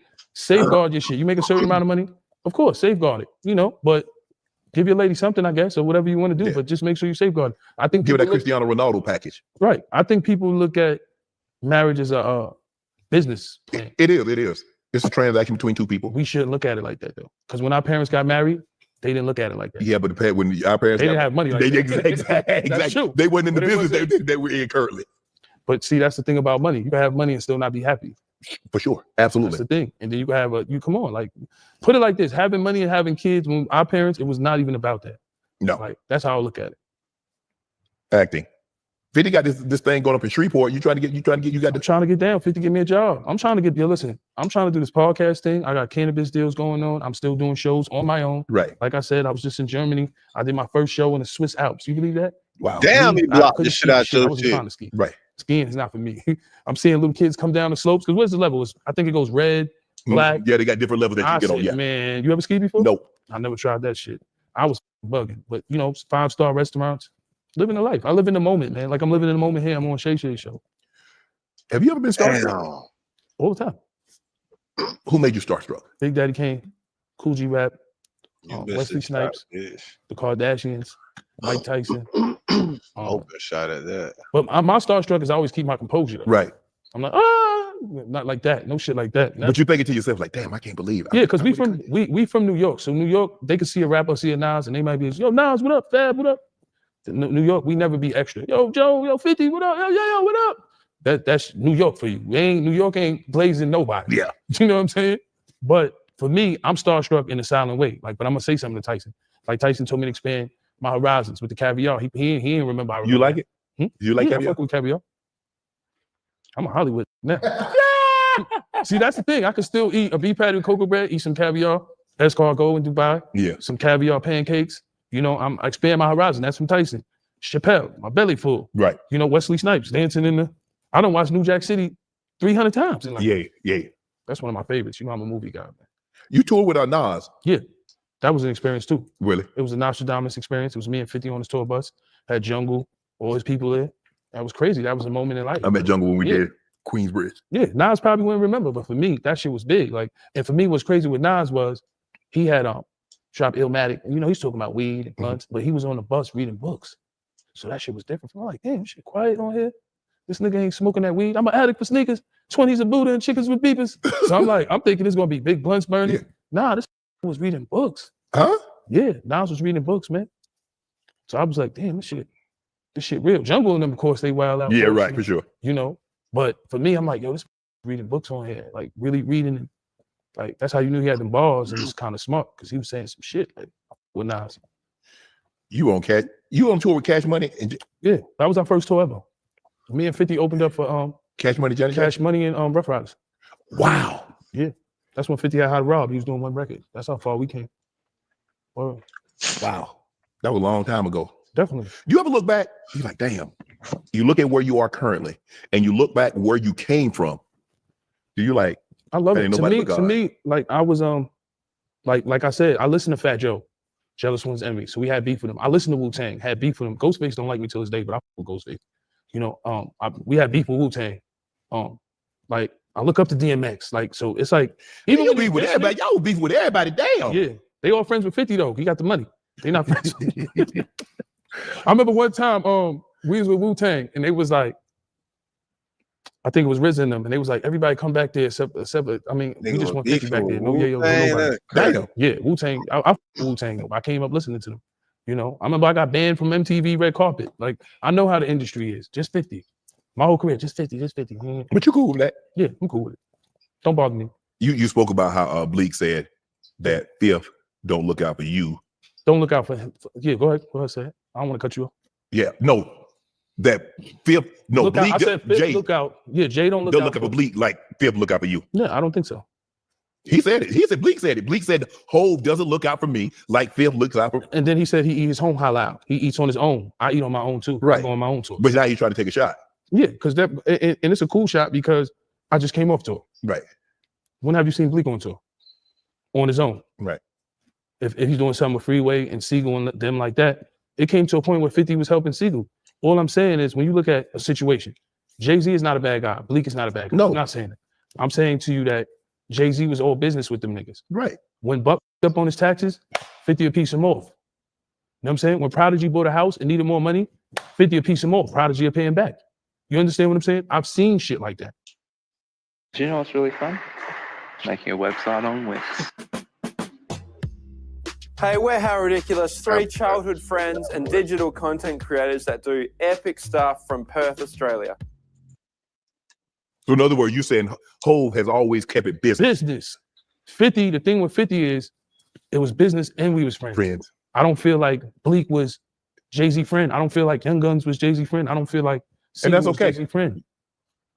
I mean, you probably should have learned or known early on what type of relationship that was. Definitely. So therefore, there's no misunderstanding at a later date in time. Yeah. So I seen 50. But he should measure his friendship by what you and Fifth have. Yeah. But a lot of people do that. Yeah, definitely. I wish my boy looked out for me like that. Or I look my boy don't look out for me like you such a Exactly. okay, but y'all don't have the type of relationship that me and Fifth have. Exactly. I've been on the block with Fifth. I don't know if Bleak was on the block with Jay. Right. I don't know that. And I'm not taking nothing from him. I'm not here to blow shots or discredit him. All I'm saying is I seen Fifth piece people off when they had tax problems. Right. Jay did it, but he did it with Lil Wayne later on. Right. He did it with Wayne. He helped Savage with an immigration lawyer. Right. He helped DMX when DMX wanted to leave and he owed. That's Rock Nation, right? That's Rock Nation. That's Hope. We are not discrediting. But when have you seen him at that point when Young Guns and Bleak was there and Siegel was there? Siegel was left in the dust. Let's keep it real. That's how I looked at it. He could have got. I'll take your word for that. Once he disrespect, cool. I understand. But if he didn't disrespect and the dude is loyal there, it should be more opportunities for him. All I'm saying is when Fifth have a tour, anger management tour, me and Banks, everybody on tour, MOP, Mobb Deep. Any artist he had, he put them on the platform. Right. Because I think the thing now is that a lot of people is upset at Hove. I don't know if upset may be too strong of a word, but you see Dame Dash going through it right now. Right. Dame helped him, and he see Dame struggling, and he's not lending a hand. I remember that. That shit was crazy when Beans and Jay-Z was going through it, though. Man, he ain't lying, though. I wonder if Kanye ever gave Beanie that 50 M's that he said he owed him. And I just felt that at that point, Dame is taking so many shots. Do you feel like Dame was too cocky though? Yeah, but forget the cockiness. Because Tata and all them other niggas is eating. All them other niggas that was over there. Yeah, Tata boy. Maybe Dame should have been a little humble. And I don't got nothing against Dame. I love what Dame. But you can't take no shots at the man and then expect the man to help you. Yeah, of course. You don't take shots at the man. That's the same thing. They talking about Dame in debt 25 million and shit. Man, that nigga ain't broke, bruh. You know how much money you gotta be making to be in debt 25 million?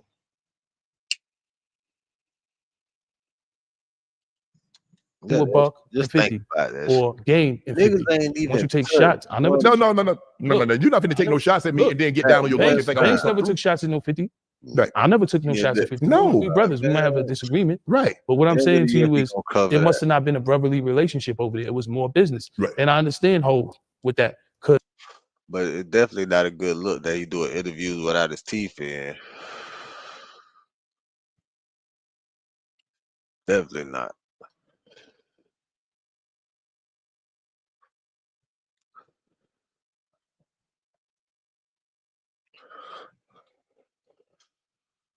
Because 50 didn't have to pay Buck's taxes or help him with that. It's business. Right. If I make $500,000, if you make me $500,000 and I spend 250, and I'll be like, Shake, damn, I fucked up this money. Can you let me? No. And if you say no, right? No. Because people always remember when you say no, they never remember. They never remember the yeses. Right? They don't remember. If you say no, is you in the wrong? No. They remember. They never remember the 1,000 yeses. Only the one no. Right. That's it. Man. Right? Yes. See? So if you say no, you make me $500,000, I spend $250,000 or maybe 300. I'm like, yo, shit, I'm up. IRS in my back. And you say no, I'm mad at you now? Nah, that don't make no sense. You gotta handle that on your own, brother. What does loyalty mean? If somebody says, Yayo, what's loyalty to you? I think loyalty is not judging a person if they tell you something. Like if they tell you something personal, like if you tell me something you're going through, we listen, we don't judge. I listen, I don't judge. I don't go back and tell 20 people. Thank you. I think loyalty is never looking at pocket watching. I think loyalty is never side out in a man's girl or his side chick or whatever he have, his wife or whatever it is. And I think loyalty is just being real. Being 100. That's a short answer. If Fifth was wrong, could you tell him that he's wrong? Fifth crazy. It's hard to tell that nigga he's wrong. It's like dealing with a terrorist. It's hard to tell him he's wrong. But I think you know your friends for who you are. Like I got this loud friend. I got this friend that's crazy. I got this friend that might be a troublemaker. I don't want to hang with him because he's gonna get us in trouble. Yeah. Every time we hang with this. I think knowing your friends for who you are. Like I got friends that I might not have talked to in a while, but I still love them. I still got love for them. But you know your friends for who you are. This friend might be all about themselves. Right. You might have that friend. This friend might be a troublemaker. I got a friend like that. Always starting trouble. My man Thirst. I could say his name. Always starting trouble. Right. I got a friend that maybe he's always a liar.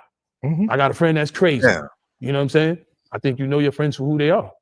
Accept them for that. Yep. I always tell people, accept a person as they are, not how you wish them to be, and you'll be fine. Yep. How do you get people to set their egos aside for the greater good? Because I think you kind of alluded to that a little bit in the situation with Buck and some of these other guys in G Unit, is that they weren't able to set their egos aside for the greater good. Right, because in a group there's always egos. All right, more girls like him. He got more money. He's more flashy. He's in shape. He got better cars. He got this. Don't worry about that. Don't worry about what Bank's getting paid. Buck shouldn't worry about what Bank's getting paid. I shouldn't worry about what Game being paid. Game sold more records than me. If he get paid more than me, cool. Let's negotiate a price. My price might be lower than Game's. Bank sold more records than Buck, or Buck sold more records than him. We should be able to negotiate a price. It should be in a G Unit tour without 50. And he says that. Like it should be where we can sit down and be like, yo, we're gonna go get this money. Like how you see Lil Wayne and Juvenile and everybody, but there was some beef with that because Dirk got into a little beef and he got off the tour. But we all started off as friends. Why we can't get money together? It's all about keeping the legacy alive. You know, with Game, our situation got sticky because of Jimmy Henchman was his management. You know, I feel like that beef, I never had a problem with Jimmy Henchman. That was inherited from Chris Lighty. Chris Lighty and Jimmy Henchman never got along. You know, that was their thing. We messed with Chris Lighty, Violator, rest in peace to him. You know, he was a big part of 50's career, a big part of Fat Joe's career, a big part of LL career, a big part of Foxy Brown career, a big part of Diddy career.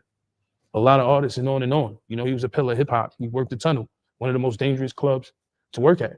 You know, I should always shout out Chris Lighty because I remember being at Violator with Mona Scott, which is a genius. She got love of hip hop and all that stuff, right? You had James Cruz there, right? Which was a smart guy. You had Yandy, which was smart. You had Claudine, which worked with LL. So that was like a part of the machine. But that beef was inherited. And then rest in peace to my man Lodi Mac. You know, we went down, they said we slapped Henchman's son. Thursday Night Football on Prime is back. It's on. Thursday Night Football returns as the Commanders face off against the Packers, and it all kicks off at Lambeau Field in an epic NFC showdown. Fading his way. Touchdown, Green Bay, and they have the lead again. To the end zone, touchdown. Is that possible? Stream Thursday Night Football. Commanders, Packers, at 7 p.m. Eastern. You know, the thing that wowed me about the Henchman situation was how you want to sue me and kill me. It gotta be one or the other. You know, my life, when I write my book, listen, when I write my book, it's gonna be one of the craziest books ever. How you want to sue me and kill me? And I could talk about this because Henchman's down for natural life for selling drugs anyway. He was putting drugs in like stereo speakers and shit like that. Dumb shit. He was being watched. Feds watch everybody in this business. But there's no way you could sue me and want to kill me. Slap your son? Cool, I understand. You want to kill me, just kill me. Or you could have took I always looked at that situation like he could have, instead of killing my man Lodi Mac, supposedly, but he got arrested for it because all his niggas told on him. Right. All the niggas that he had doing dirt with him, shooting the mother house up, his driver, it's all documented. I ain't snitching, I ain't telling not. It's all documented, it's all in paperwork. Those are the same niggas he had doing dirt told on him, right? But I looked at my man Lodi Mac, which, all right, we slapped your son. I understand you want to kill somebody, right? Supposedly. And I didn't even slap his son. My man did, right? Supposedly. And instead of, I think, killing my man Lodi Mac, allegedly news. Allegedly slapped. I think you should have just kidnapped him, broke his legs, broke his arms, and we would have got the point. Allegedly. I understand when it comes to your kid, because touch your kid or anybody else's kid, I understand. But with that situation right there, rest in peace to my man Lodi Mac, I always felt like y'all didn't have to kill him. Y'all could have just beat him up bad. Right. Break his ribs, break his arms, break his legs. Right. We would have got the point. I know I would have got the point. Damn. Niggas tortured this cool and drop him off. I'm quite sure he wouldn't have said that. But he got unalived over some rap shit. And that's when there's a thin line between the industry and real shit.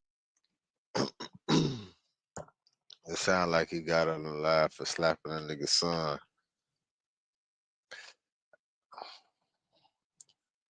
I damn sure ain't saying he should have killed him. What Chris Rock said though. Yeah. And it's always been like that being with 50. It's bulletproof trucks and niggas getting shot at and all kinds of shit. Serious. Yeah. Even with the Ja Rule shit, like I said, if a pistol was in the room at that time, Ja Rule wouldn't even be here. He wouldn't be here. I would have finished him. I'm glad there wasn't no pistol in there. Yeah. I wasn't no rapper at that point. I was a street nigga. So for me, nigga, that's what we live by. And it's a sad thing. But come in there, that's nothing but self-defense. 50 probably, if 50 would have did it or I would have did it, no career. And Ja Rule would have been out of here because the pistol was there.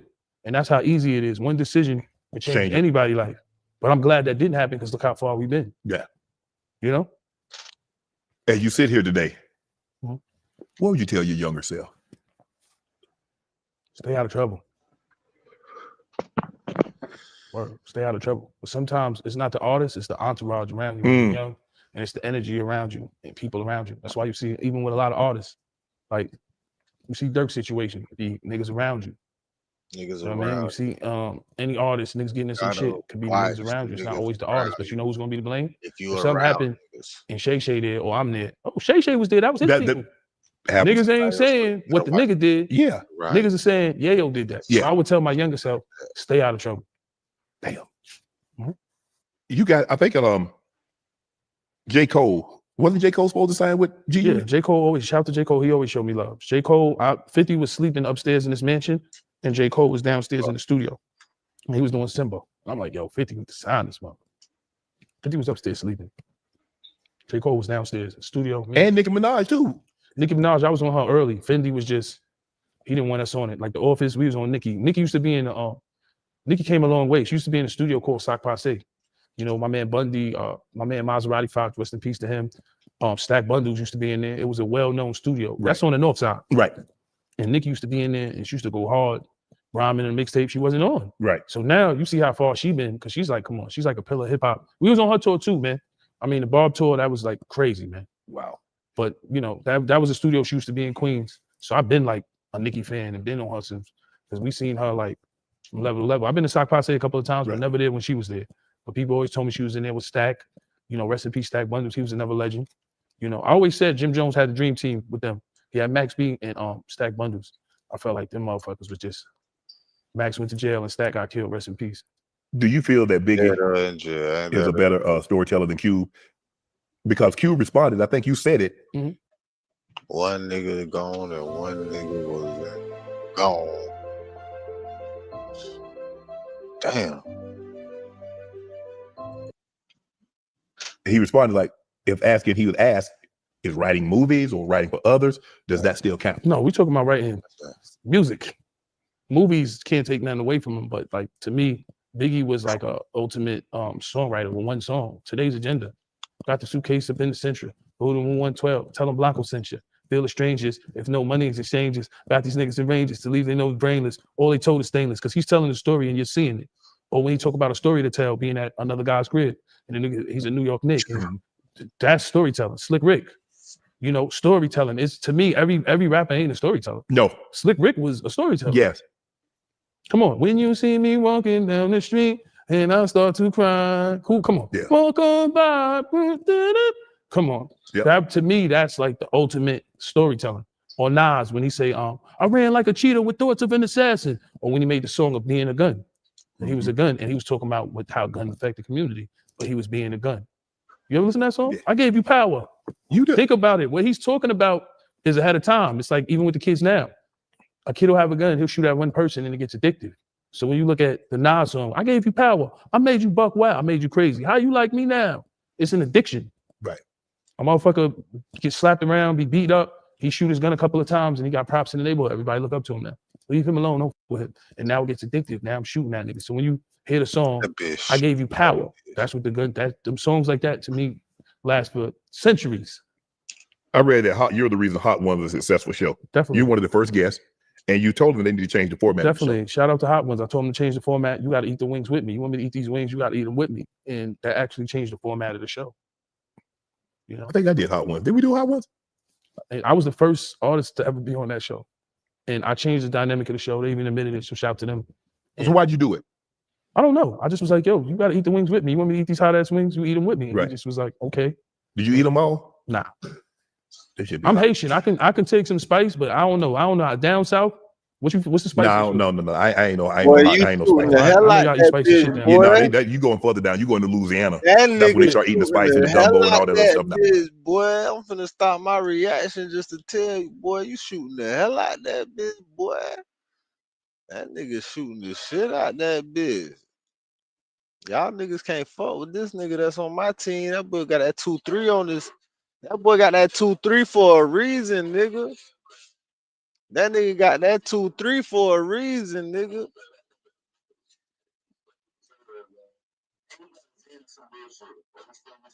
That nigga balling on y'all bitch ass niggas, man. That nigga shooting it.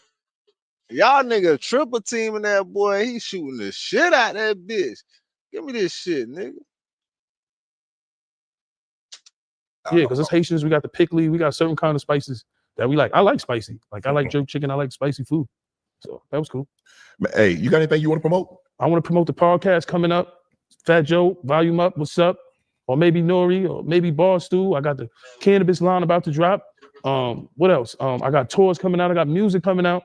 I got the free Yayo shirts about to come out. Passport Gang shirts. I'm just hustling, and I appreciate being on the Shay Shay Show, and I appreciate y'all for watching. Tony Yayo. Appreciate you, bro. Shay, love you, man. I love you, man. Got me drunk right now. Watching the ball going in there, nigga. Running all my life, sacrifice, hustle, pay the price. That's what I'm watching. I'm watching the ball going in there, nigga. That nigga shooting the hell out that bitch, boy. I ain't gonna count. Boy, that nigga balling. That nigga 100. That nigga 100, man. That nigga is 100, man. What y'all nigga talking about? That nigga 100. That nigga. That nigga 100 on y'all fuck niggas. That nigga 100. Keep that shit 100, boy. He balling on y'all niggas. That shit funny. Man, wrapping this shit up, man. Y'all fuck with your boy on 2K. I'm finna got now chill out. I got work in the AM. Y'all be cool. Y'all be cool. Hustle on the mission every day and do that shit capital. Create a positive impact today and later. You feel me? Fuck them haters. Get your paper straight like that. We in the lit house. Whatever you do, keep the light within you shining bright. You feel me? Fuck the shade. Get paid. And that's every single motherfucking day. And we back. I mean, we off till the next one. Another R&R moment. Real nigga reaction. Real nigga do what they want to do. Bitch niggas do what they can. Hoe ass niggas gonna talk about it and fuck niggas gonna hate. Regardless. I promise you that shit, nigga. I'm a hustler on a mission. Grinding for that spot. A brand new pot to piss in. Trying to school my partners. I don't think they pay attention. I'm sticking to my vision. On the road to the rich. Every single day I'm a hustler on a mission. Trying to get 100 M's, nigga. I ain't kidding. I'm on a mission. 24/7. 365.